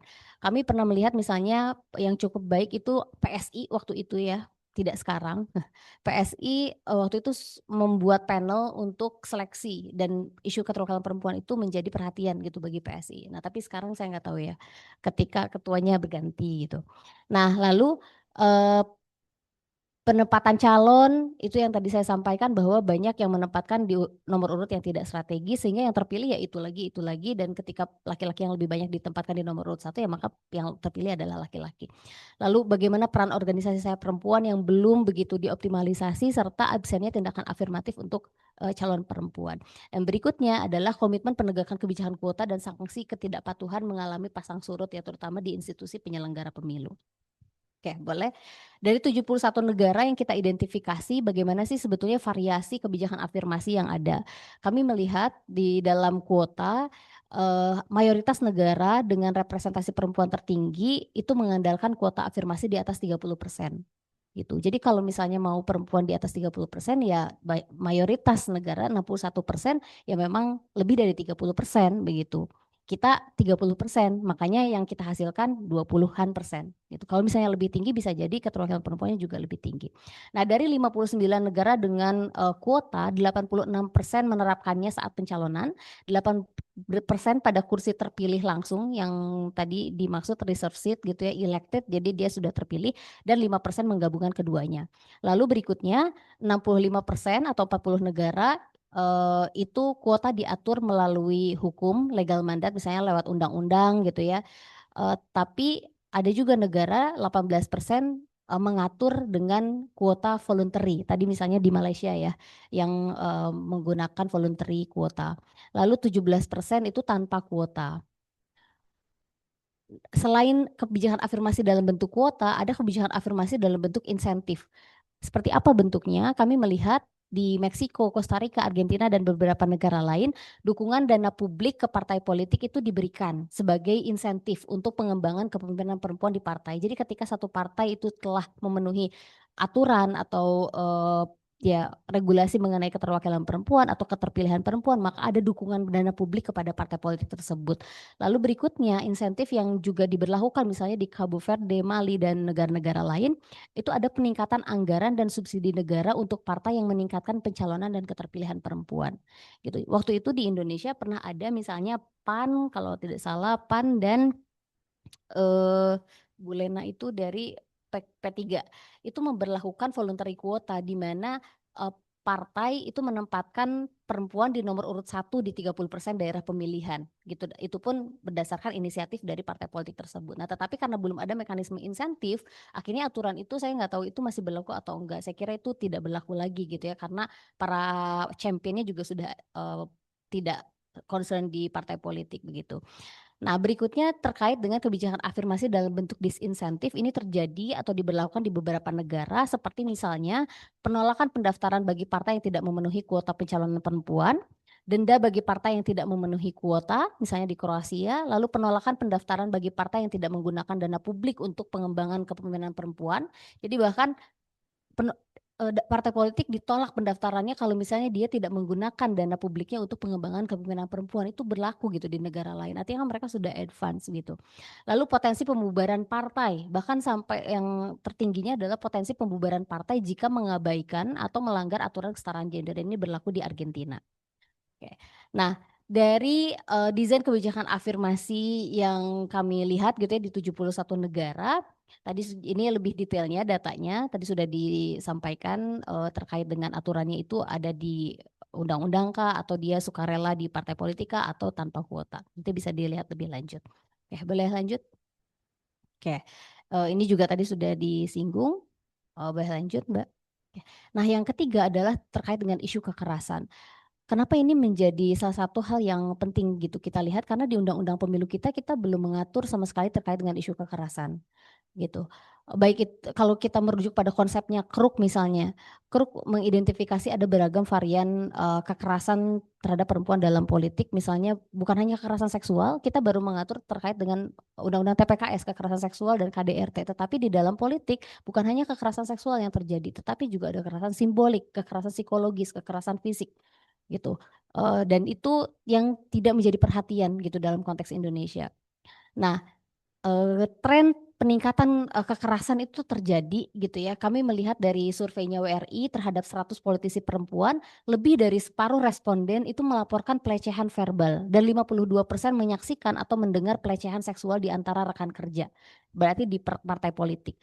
KPU dan Bawaslu sudah punya aturan internal terkait dengan kekerasan di penyelenggara pemilu, tapi partai politik kita belum gitu. Lalu di dalam konteks pemilu itu juga belum ada gitu. Jadi kalau misalnya ada kekerasan terjadi, perempuan harus melapor ke kepolisian dan itu memakan waktu yang lama, keburu pemilunya selesai. Padahal pemilu waktunya sangat pendek. Jadi konsekuensi apa yang diberikan kepada pelaku ketika dia melakukan tindakan kekerasan di dalam proses pemilu? Tidak ada gitu. Kita harus menunggu proses hukum yang terjadi. Jadi tidak ada mekanisme internal di dalam konteks tahapan pemilu ketika terjadi kekerasan terhadap perempuan ataupun laki-laki gitu ya. Perempuan sebetulnya dalam hal ini kenapa menjadi perhatian gitu karena yang paling rentan mengalami kekerasan dan khas kekerasannya itu adalah kekerasan seksual gitu. Dan laki-laki kecenderungannya lebih banyak kekerasan fisik yang diterima gitu. Nah, jadi karena tren ini terus meningkat dan di Indonesia pun demikian, maka kita melihat ini menjadi hal yang perlu diperhatikan bersama. Nah, bahkan masih ada kandidat calon gitu ya, calon anggota legislatif yang memiliki riwayat kekerasan seksual dan mereka terpilih menjadi anggota parlemen. Bisa kita bayangkan seseorang pelaku kekerasan seksual menjabat sebagai pejabat publik mewakili rakyat gitu. Bisa memberikan contoh seperti apa gitu ya. Bahkan ada kalau tidak salah di Sulawesi Selatan itu terpilih dan sudah menjabat sebagai anggota legislatif dan dia terbukti dia melakukan pelecehan terhadap anak gitu. Harusnya kan ini bisa diidentifikasi terlebih dahulu begitu. Dan tadi ya normalisasi terhadap isu kekerasan bahwa kekerasan itu adalah harga yang harus dibayar untuk perempuan ketika masuk ke dalam dunia maskulin, dunia politik yang sangat maskulin. Dan kecenderungan underreporting, kita juga sangat kesulitan gitu ya untuk menemukan datanya, tapi cerita-ceritanya muncul. Misalnya dari studi WRI itu, kalau rekan-rekan bisa baca di websitenya WFD, itu ada cerita bahwa untuk mendapatkan nomor urut 1 atau untuk mendapatkan dapil strategis, ada tawaran dari ketua DPD partai politik untuk tidur bareng misalnya, menginap bareng. Itu untuk mendapatkan posisi nomor urut strategis, nomor urut 1 gitu ya. Harus demikian gitu ya untuk bisa menjadi calon dengan posisi strategis dan itu terjadi. Dan itu seringkali dianggap normal begitu. Jadi ceritanya ada tetapi underreporting ya karena mekanismenya juga belum terbangun, aturannya juga belum ada begitu. Oke, boleh lanjut?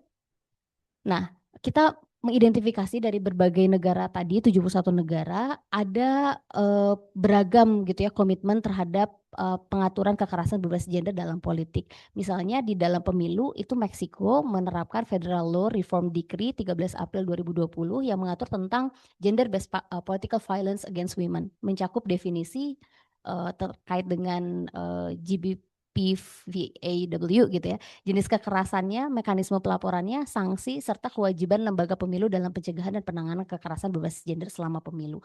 Lalu di partai politik, Inggris salah satunya ya, itu telah menerapkan Labour Party, di Inggris di Labour Party itu telah menerapkan atau memiliki pedoman internal untuk menangani pelecehan seksual di lingkungan partai termasuk prosedur pelaporan, pelindungan korban dan saksi bagi pelanggar. Selain di Inggris juga di Australia ada Labour Party di Australia juga sudah memiliki pedoman internal tersebut. Lalu di parlemen, nah ini negara Spanyol itu sudah punya protokol for action against sexual harassment di parlemen yang mengatur tentang mekanisme pelaporan, penyelidikan dan sanksi administratif untuk menciptakan lingkungan kerja parlemen yang aman dan bebas kekerasan berbasis gender. Nah, kita di parlemen pun sebetulnya tidak ada, baru kode etik gitu ya. Nah, kode etik pun yang memeriksa adalah anggota DPR itu sendiri gitu. Jadi banyak kekerasan di lingkungan yang kemudian dinormalisasi. Oke, boleh lanjut? Nah, dari semua itu karena kita bicara soal revisi Undang-Undang Pemilu, kita melihat ada best practice yang bisa kita acu gitu ya, yaitu adalah Meksiko dengan aturan Gender Based Political Violence Against Women.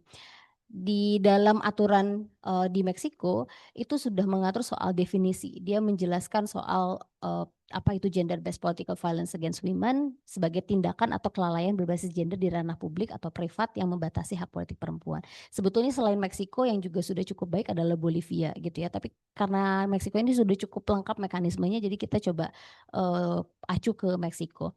Lalu subjek perlindungannya sudah dilihat, sudah diatur juga. Jadi dia sebagai individu dan atau kolektif dari mulai kandidat dan pejabat publik. Jadi ketika dia mulai dicalonkan, ketika dia menjadi calon dan ketika dia sudah menjabat gitu. Karena tidak ada yang bisa memastikan bahwa ketika menjabat maka ketika sudah punya power dia terhindar dari kekerasan, tidak. Presiden di Meksiko itu kemarin sempat ada pemberitaan bahwa dia dilakukan pelecehan, dipegang gitu ya organ vitalnya oleh laki-laki di ruang publik, bukan di ruang privat, itu di ruang publik. Seorang presiden Meksiko itu masih terjadi seperti itu. Jadi makanya kenapa kemudian aturan ini menjadi sangat penting. Ranah kekerasannya bukan hanya ranah publik tetapi ranah privat, misalnya KDRT. KDRT privat tapi sebetulnya private is also politik gitu ya. Lalu bentuk kekerasannya beragam jenis tindakan yang menghalangi hak politik, jadi tidak semata salah satu kekerasan saja, tetapi semua yang menghalangi hak politik itu adalah bentuk kekerasan. Lalu penegakan hukum dan institusi penanganannya juga sudah diatur. Penyelenggara pemilunya itu menjadi institusi penanganan, lalu ada Dewan Umum sebagai badan tertinggi, Komite Kesetaraan Gender dan Anti Diskriminasi, mungkin kalau di sini adalah Komnas Anak, Komnas Perempuan begitu. Lalu unit teknis litigasi pemilu dan Kejaksaan Agung ini menjadi institusi penanganan dan penegakan hukum kekerasan.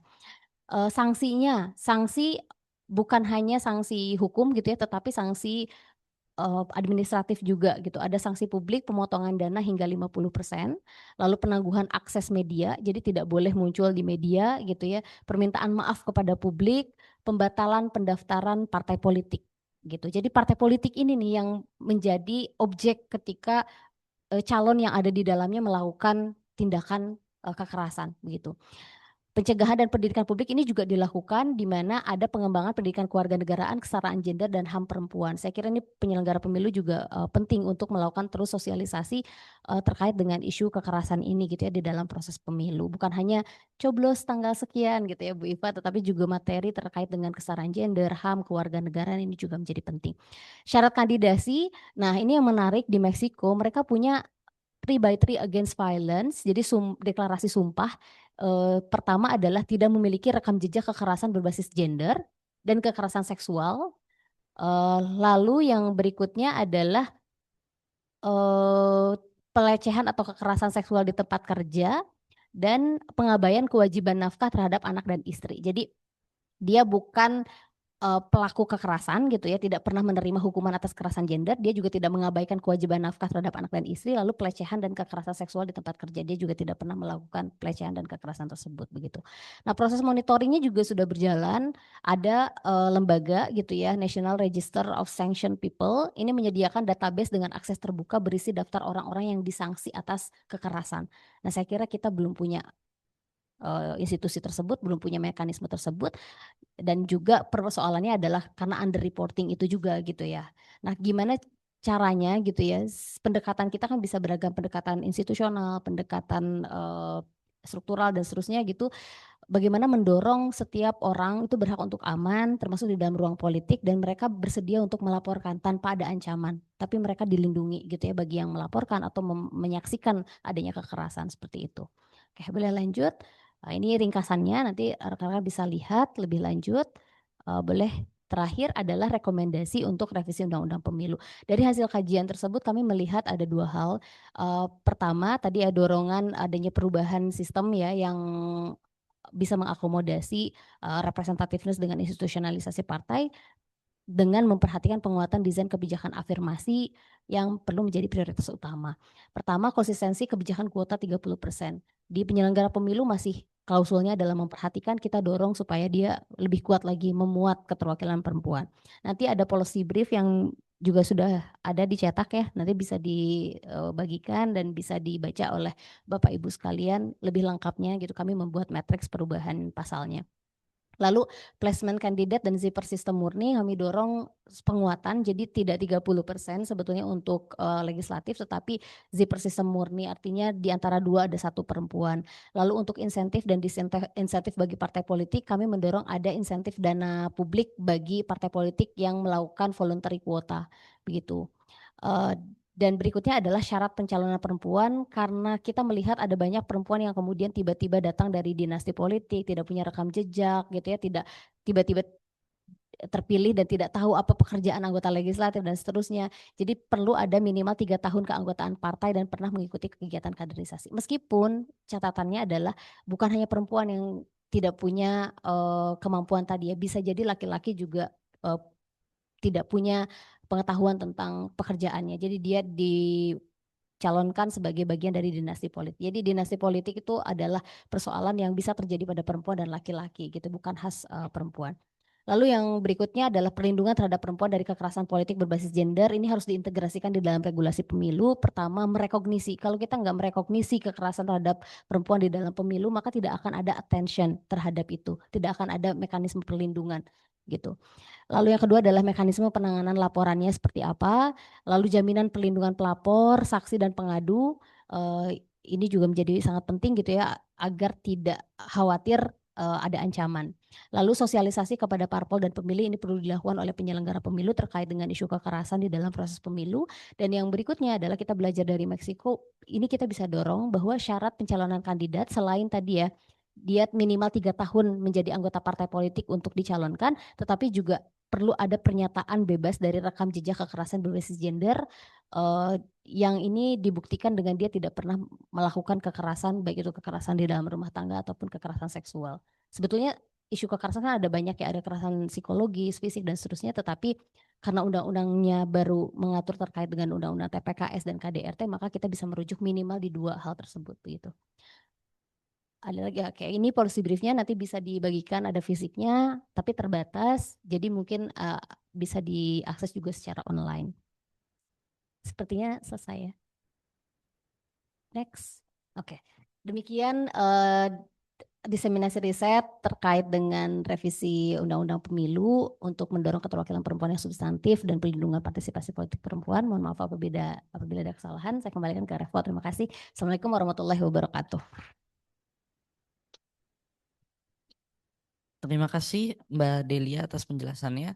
Kita jadi belajar tentang best practice ya Mbak di Meksiko, yang tadi ada sumpah bahwa tidak pernah melakukan kekerasan seksual, dan banyak sekali best practice yang bisa kita pelajari dari mekanisme yang dilakukan di Meksiko. Selanjutnya kita akan masuk ke dalam sesi tanya jawab untuk Bapak atau Ibu yang ingin mengajukan pertanyaan atau ingin mendiskusikan lebih lanjut terkait dengan diseminasi penelitian yang barusan disampaikan. Boleh kami persilahkan untuk memberikan pertanyaan. Sebelumnya juga, oh ya, silakan.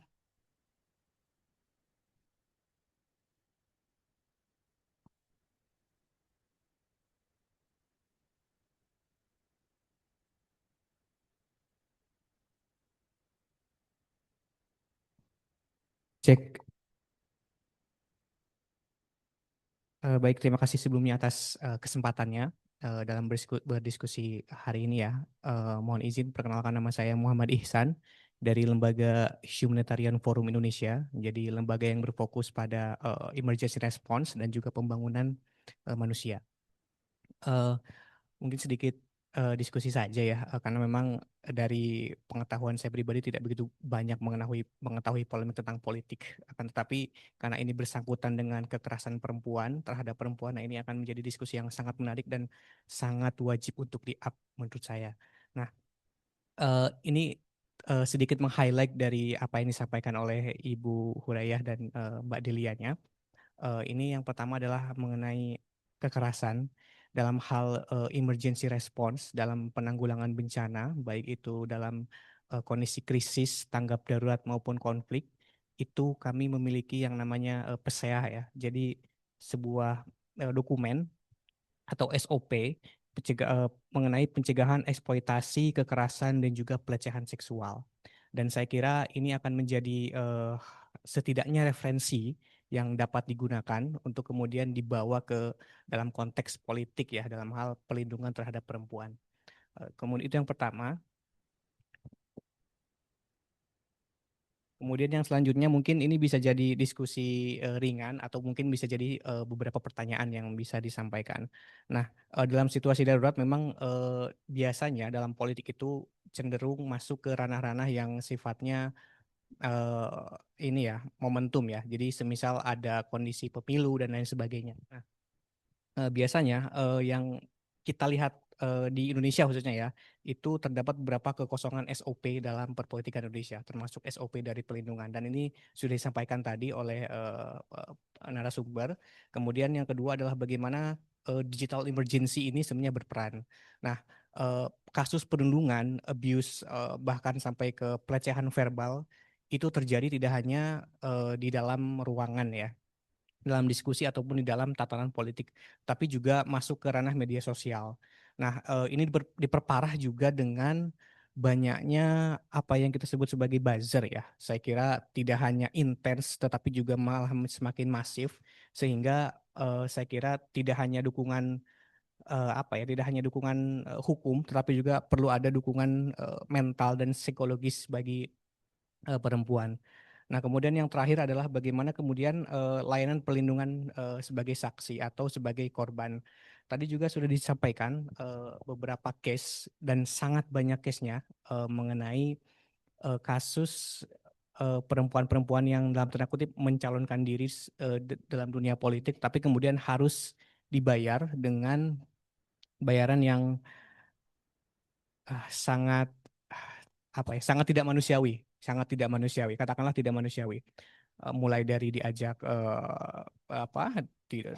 tidur bareng, kemudian diajak untuk berkencan dan lain sebagainya, dan itu sayangnya dianggap sebagai hal yang lumrah gitu. Nah, di sini kan sebagai perempuan tentu memiliki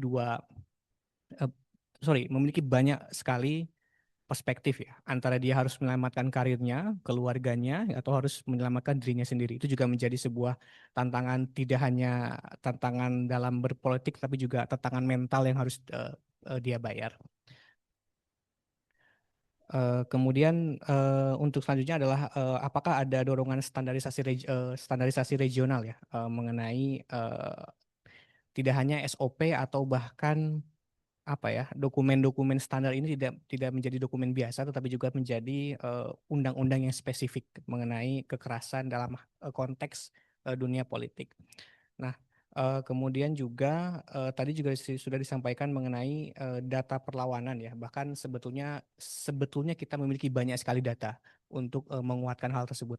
Sayangnya itu tadi ya, kadang kasus FAUP ini dianggap sebagai insiden pribadi yang hanya menyerang kepada personal itu sendiri.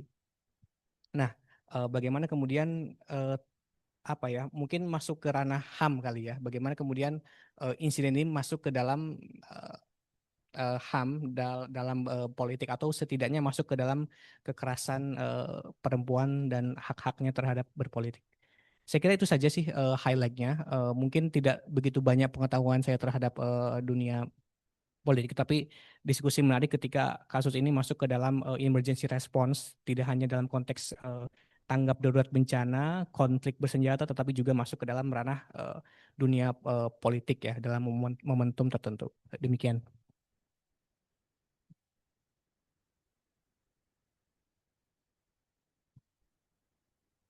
Oke, terima kasih Mas. Selanjutnya mungkin sebelum menjawab, saya ingin meminta tanggapan dari Ibu Iva terlebih dahulu terkait dengan diseminasi penelitian yang sudah kita lakukan. Kepada Ibu Iva kami persilakan untuk memberikan tanggapan sekaligus mungkin sepatah dua patah kata atau lebih pun juga boleh. Silakan Bu. Iya, terima kasih. Assalamualaikum warahmatullahi wabarakatuh. Assalamualaikum Saya ini sebagai peserta loh di sini, bukan sebagai pemberi tanggapan, tapi ada beberapa catatan memang yang sempat saya catat ya.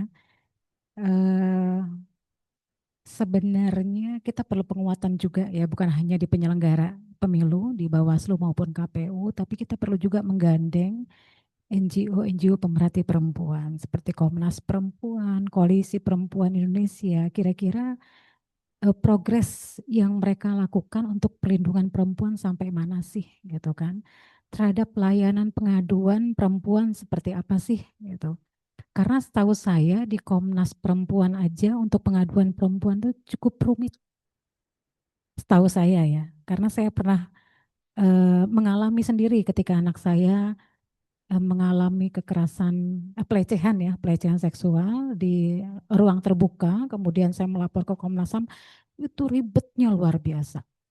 Nah, jadi sistemnya juga perlu diperbaiki, bukan hanya di penyelenggara pemilu saja, di Bawaslu maupun KPU. Kira-kira di tadi yang disebutkan Mbak Delia ya, karena ini salah satu materi yang nanti juga akan diimplementasikan di KPU di tanggal 12 dalam rangka International Women's Day juga. Jadi salah satunya penguatannya ini. Karena kita ketimpaan ditugaskan untuk terus support sistem peningkatan anggota parlemen perempuan ya, jadi di KPU sehingga ini jadi materi khusus kami di tanggal 12. Nah, terus kemudian saya tertarik tadi yang 30% dapil perempuan dicalonkan di nomor 3 ya rata-rata. Mungkin ke depan perlu juga kita dorong yang tadi dari P3 kalau nggak salah ya, di 30% dapil itu perempuan ditempatkan di nomor 1. Tapi kan itu kebijakan di internal partai politik. Bagaimana kalau itu dituangkan dalam peraturan KPU? Kalau saya sebagai perempuan maunya seperti itu. Tapi kembali lagi nanti kepada next member KPU-nya seperti apa. Karena kan di 2027 ini kita sudah berakhir masa jabatannya. Kalau saya secara pribadi, saya akan mendorong itu. Mendorong untuk kemudian ditetapkan dalam undang-undang bagaimana itu bisa terimplementasikan. Berikutnya, kalau tadi Mbak Delia mengatakan bahwa anggota caleg calon legislatif ini harus dilatih paling enggak harus menjadi pengurus paling enggak 3 tahun. Tapi dengan menjadi pengurus 3 tahun apakah dia sudah eh, terjamin gitu ya, apakah terjamin bahwa dia sudah memiliki literasi yang cukup terkait peran dia sebagai anggota legislatif, kemudian dan peran dia sebagai perempuan substansinya akan bermanfaat untuk perempuan. Gitu. Saya justru mendorong nanti kalau, ini sekali lagi karena ini jadi catatan saya juga, kalau kemudian syarat partai politik adalah salah satunya harus sudah memberikan pelatihan khusus terhadap perempuan. Jadi bukan hanya dia syaratnya anggota menjadi pengurus 3 tahun terakhir, tapi justru partai politik syarat salah satunya adalah telah melakukan edukasi atau pelatihan khusus terhadap caleg-caleg perempuan. Dan itu harus dibuktikan misalnya dengan foto-foto kegiatan, absensi dan lain-lain. Itu salah satu. Terus kemudian adanya jaminan perlindungan dari partai politik terhadap perempuan sebagai caleg perempuan. Itu juga harus menjadi syarat. Kalau saya ya, jadi partai politik harus menandatangani salah satu fakta integritas di mana di dalamnya adalah adanya jaminan perlindungan terhadap perempuan ketika dia mencalonkan diri sebagai anggota legislatif, calon legislatif. Sehingga tadi ada yang katanya tadi syarat kalau dia ingin nomor 1 gitu kan, ya sangat tidak manusiawi lah. Kalau menurut saya sangat bejat sekali gitu kan. Nah itu kalau terjadi maka akan menggugurkan partai politik tersebut karena dia sudah menandatangani fakta integritas. Fakta integritas akan menjamin kenyamanan perlindungan terhadap perempuan. Nah ini kan kita memang hukum kita yang kurang tegas. Tadi kalau Mbak Delia bilang hukum kita yang tidak tegas apa memang benar. Ya. Berikutnya lagi adalah menolak caleg yang pernah menjadi terpidana kasus asusila atau pelecehan seksual. Ini kalau ini jelas sekali kalau saya ya secara pribadi. Kalau saya setidaknya kalau seandainya mengalami penolakan maka dipersulit syaratnya. Dipersulit syarat khusus untuk yang pernah menjadi terpidana kasus asusila atau pelecehan seksual. Saya rasa itu beberapa hal yang menjadi catatan saya. Saya terima kasih kepada Mbak Delia, Mbak Huria. Saya diundang pada hari ini sehingga ini bisa menambah insight saya juga, khusus saya sebagai perempuan ya. Dan mungkin nanti di tanggal 12 ini perlu juga disampaikan. Karena nanti hadir juga di situ anggota DPR dari Komisi 2 yang punya leading untuk melakukan perubahan undang-undang sehingga kita bisa dorong juga ke yang bersangkutan. Selain dihadiri oleh Kementerian Pemberdayaan Perempuan, dan bahkan kita sedang mengusahakan keynote speaker-nya adalah Ketua DPR RI Ibu Puan Maharani. Gitu, terima kasih. Assalamualaikum warahmatullahi wabarakatuh. Waalaikumsalam warahmatullahi wabarakatuh. Terima kasih Ibu atas tanggapannya. Selanjutnya Mbak Delia dan Mbak Huriah, kita juga mendapatkan pertanyaan dari Zoom. Mungkin akan saya bacakan yang dari chat terlebih dahulu. Pertama dari Nurfianto Giar Pangidung. Pertanyaannya, apakah besaran keterwakilan perempuan dalam sistem pemilu dan politik serta keberpihakan kebijakan akan berbagai bentuk kekerasan pada perempuan juga ada kaitannya dengan sejarah, dengan bagaimana akhir dari gerakan wanita seperti Gerwani, Koani, dan organisasi perempuan lainnya pada saat era Orde Lama dan Orde Baru. Seperti itu pertanyaannya. Dan tadi saya juga mendapatkan informasi kalau misalnya ada yang ingin bertanya langsung dari Zoom meeting, mungkin boleh langsung saya persilahkan saja untuk memberikan pertanyaannya. Ibu, ya, Ya, Ibu Nid. baik, terima kasih. Apakah suara saya bisa terdengar dengan baik? Bisa Ibu, bisa Ya, terdengar dengan jelas. oke. Baik, terima kasih. Saya Nini dari Sasana Inklusi dan Gerakan Advokasi Difabel atau Sigap Indonesia. Dalam pemaparan tadi, pembahasan mengenai partisipasi politik perempuan sudah sangat menarik ya. Namun saya melihat bahwa perempuan difabel dan perempuan dari kelompok marginal lainnya belum mendapatkan porsi pembahasan yang cukup mendalam dalam penelitian ini. Faktanya, perempuan difabel dan perempuan marginal itu sering menghadapi tantangan yang berlapis ya.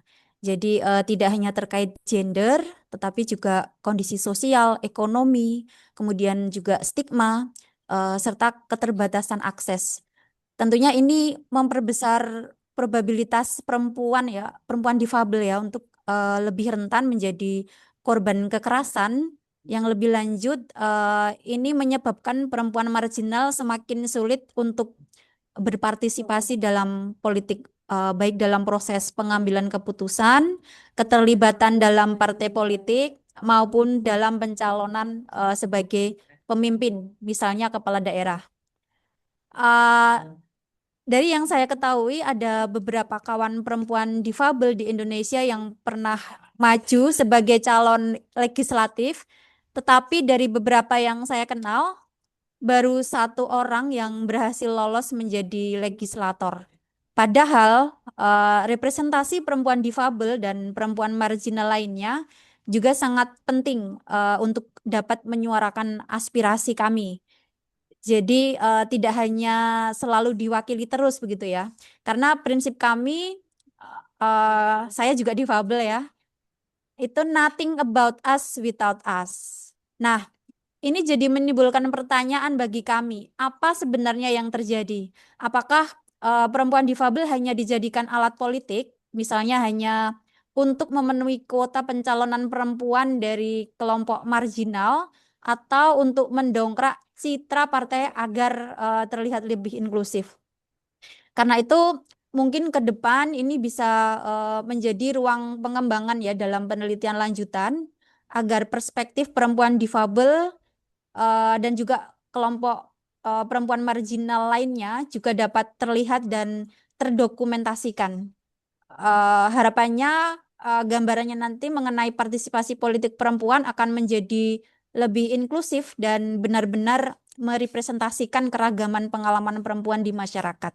Mungkin itu Mas yang bisa saya sampaikan. Terima kasih.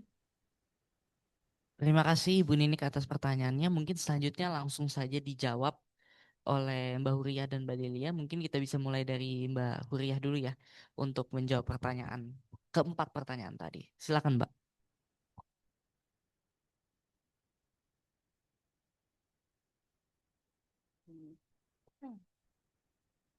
If,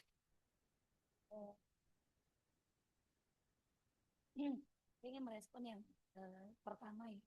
Saya kira tadi usul dari siapa Mama? Mas Ihsan terkait perlu adanya emergency response gitu ya untuk FAUP ini, ide yang sangat baik gitu ya, sangat menarik karena memang situasi hari ini kita betul-betul belum punya kerangka atau mekanisme apapun ya, mekanisme prosedur baik legal maupun secara informal gitu ya untuk merespon isu FAUP yang ada di Indonesia. Jadi saya kira kita juga bisa belajar sebenarnya untuk pengalaman menangani FAUP, bisa belajar dari misalnya model penanganan kekerasan seksual ya yang terjadi di berbagai konteks. Kalau kita ngomong bencana atau misalnya kita ngomong kelompok refugees misalnya ya, itu kan sebenarnya sudah banyak ya mekanisme yang dibuat dan itu saya kira bisa menambah pembelajaran gitu ya.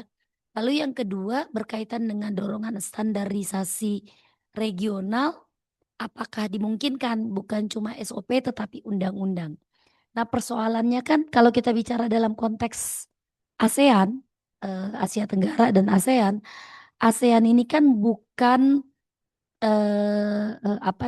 relasinya dia kan tidak hierarkis ya kepada negara-negara anggotanya gitu ya. ASEAN itu sebagai perkumpulan asosiasi yang dia tidak punya daya tekan atau daya ikat kepada negara anggota. Beda misalnya dengan EU gitu ya. Jadi ketika misalnya ada proses judicial gitu ya, pengaduan soal pelanggaran HAM dan seterusnya, ketika tidak puas dengan mekanisme nasional, orang itu bisa ngadu tuh ke EU Court gitu ya, ke pengadilan EU. Nah, ASEAN tidak dimungkinkan itu.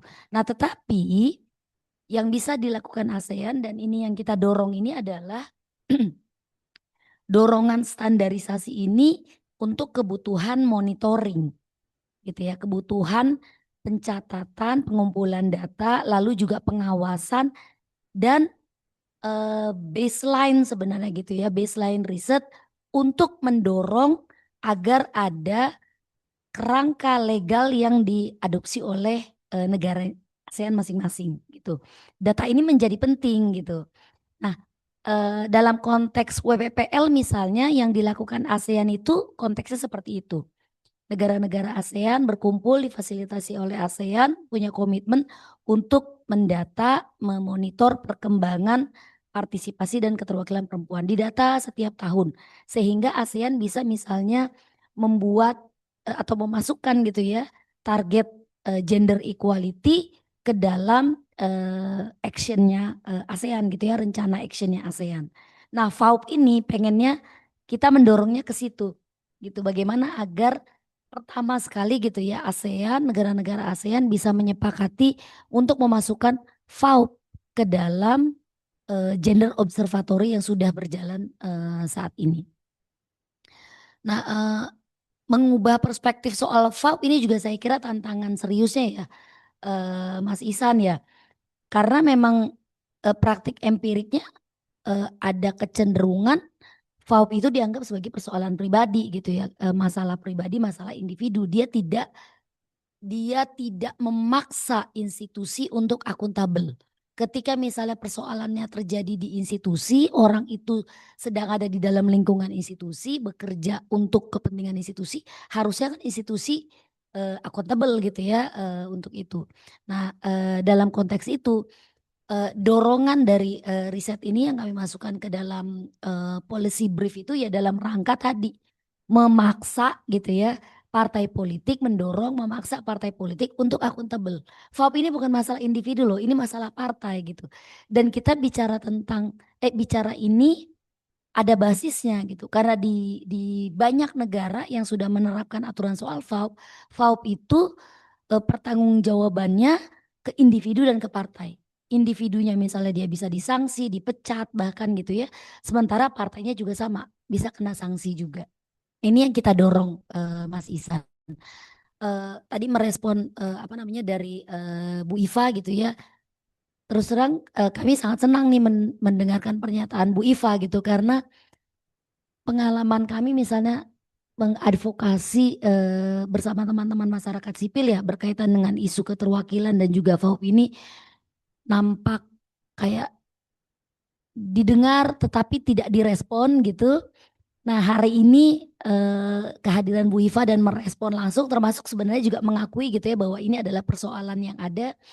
Ini menurut saya adalah langkah yang sangat baik gitu ya untuk memulai dorongan reformasi pemilu ya yang lebih inklusif dan bebas dari kekerasan. Bahwa KPU tidak bisa bekerja sendirian dan jangan dibiarkan sendirian, saya sangat sepakat Bu Iva. Dan mudah-mudahan gitu ya forum ini juga mengingatkan kita bahwa kita perlu bergerak bersama-sama gitu dan bahwa perlu juga ada evaluasi berkaitan dengan existing mechanism, sistem pelaporan dan penanganan KS yang selama ini berjalan apakah juga sudah efektif gitu ya, apakah juga sudah mudah, sudah berpihak kepada korban gitu. Termasuk juga ketika misalnya lembaga penyelenggara pemilu mau mengembangkan aturan soal FAUP ini atau FAWI gitu ya, ya bisa belajar juga bahwa mekanisme yang ada nih cenderung menyulitkan. Maka mari kita buat mekanismenya menjadi lebih mudah. Terakhir mungkin saya mau merespon yang dari Mbak Ninik gitu ya. Saya sepakat Mbak Ninik, kita memang punya banyak persoalan gitu ya, termasuk urusan difabel. Kita punya jargon pemilu inklusif, bahkan kalau ngomongin soal difabel, disabel itu kan di dalam materi orientasinya KPU juga selalu ada gitu ya. KPU juga punya komitmen menciptakan pemilu yang aksesibel gitu ya buat apa namanya semua warga negara termasuk kelompok difabel. Tapi kita mencoba melalui riset ini sebenarnya kita mencoba satu persatu gitu masuk dulu di isu perempuan sembari tentu saja karena di dalam koalisi ya Mbak Delia tadi juga ada teman-teman Perludem, kami juga bekerja sama dengan teman-teman dari organisasi disabilitas gitu ya untuk mendorong perbaikan tata kelola pemilu dan memasukkan perspektif dari lembaga masing-masing. Kebetulan memang Puskapol punya concern besar gitu terkait dengan isu keterwakilan perempuan. Lalu teman-teman dari PPDI ya yang ada di dalam koalisi masyarakat sipil untuk revisi undang-undang pemilu, mereka juga punya concern untuk kepentingan kelompok disabilitas. Salah satunya misalnya waktu itu usulannya adalah bagaimana agar substitute list gitu ya itu bisa mengakomodir penggantinya itu adalah calon disabilitas. Tetapi tentu saja effort ini kan kita PR-nya harus meyakinkan para stakeholder, para pembuat kebijakan bagaimana agar memperhatikan isu-isu tersebut. Mungkin itu tanggapan dari saya. Terima kasih.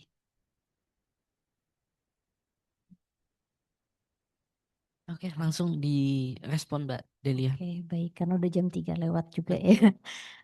Saya menambahkan saja apa yang disampaikan oleh Mbak Huria. Terima kasih Mas Ihsan, Bu Iva, Mbak Ninik, dan tadi satu lagi yang di kolom chat ya.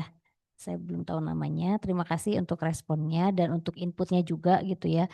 Pertama soal SOP setelah ini kami dengan Perludem dalam prosesnya gitu ya kita mendorong SOP di internal partai politik. Jadi itu sudah dilakukan Mas. Nah cuma untuk dalam proses pemilu tahapan pemilu nah ini yang belum ada SOP. Penyelenggara pemilu sudah punya mekanisme penanganannya tetapi di dalam tahapan pemilu itu baru di internal gitu ya untuk KPU Bawaslu belum untuk keseluruhan stakeholders yang terkait dan yang terlibat di dalam proses pemilu. Itu juga yang memang perlu kita dorong. Makanya aturan itu harus masuk ke dalam undang-undang pemilu dan atau peraturan KPU gitu karena terkait dengan penyelenggaraan pemilu dan juga karena waktunya sangat mepet gitu ya ini harus ada hal yang spesifik diatur, oke bisa pakai undang-undang TPKS, pakai undang-undang KDRT gitu, tetapi ya tadi prosesnya sangat panjang, rumit juga gitu tadi disampaikan oleh Bu Iva. Sedangkan di dalam proses pemilu ya harus dalam tahapan itu apa nih keputusannya, apa nih konsekuensinya kalau ada orang yang melakukan tindakan kekerasan di dalam proses pemilu, itu kan harus ditindaklanjuti secara cepat.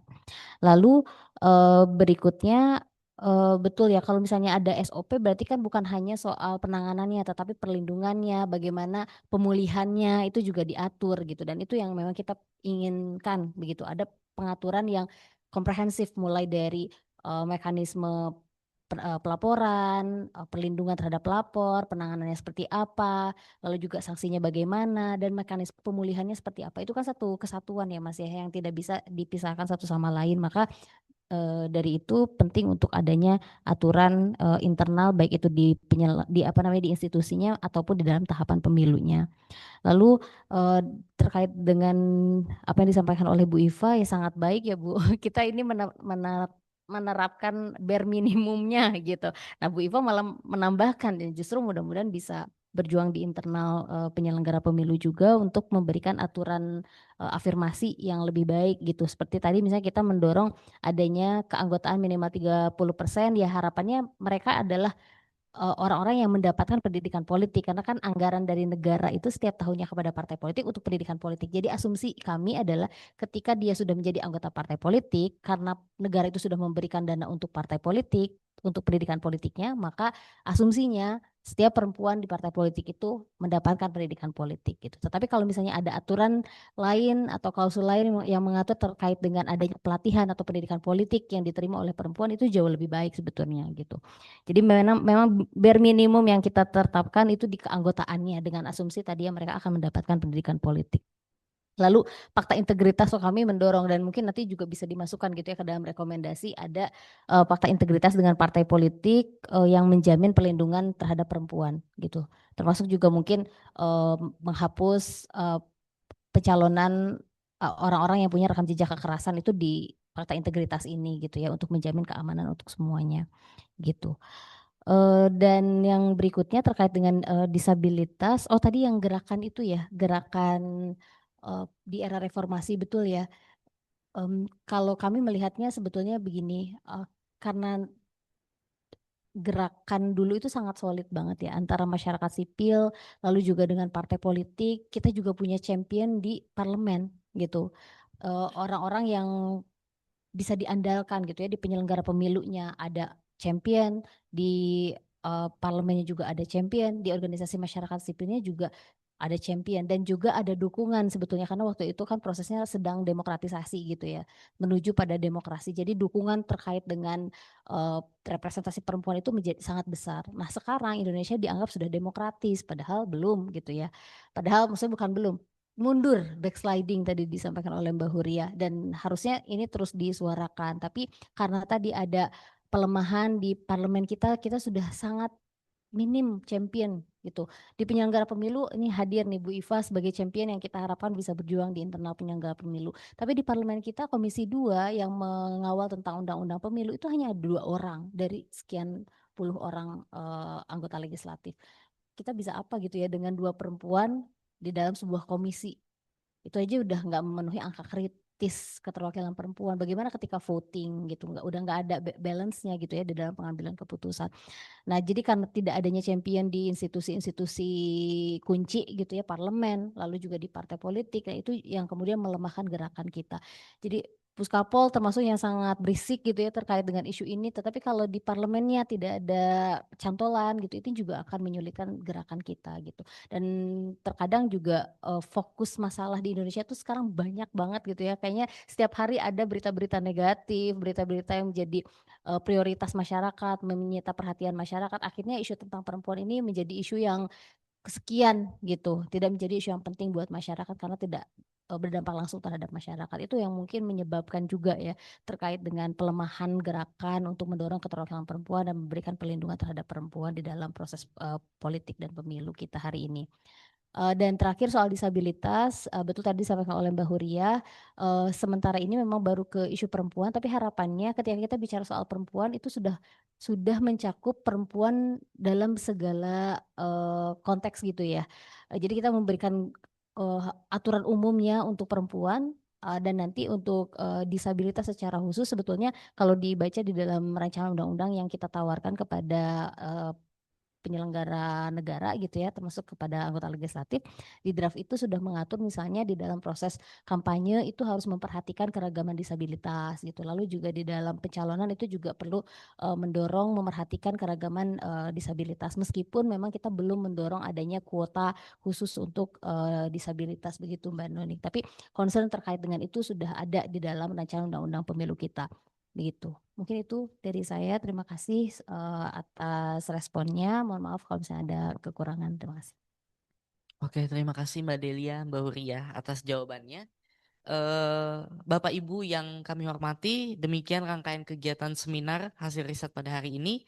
Kami mengucapkan terima kasih kepada Mbak Huria, Mbak Delia atas diskusi yang sudah disampaikan. Kami juga mengucapkan terima kasih kepada para penanya, Ibu Iva yang sudah menanggapi penelitian kami. Selanjutnya sebagai penutup kita ada sesi foto ya untuk dilakukan secara bersama-sama.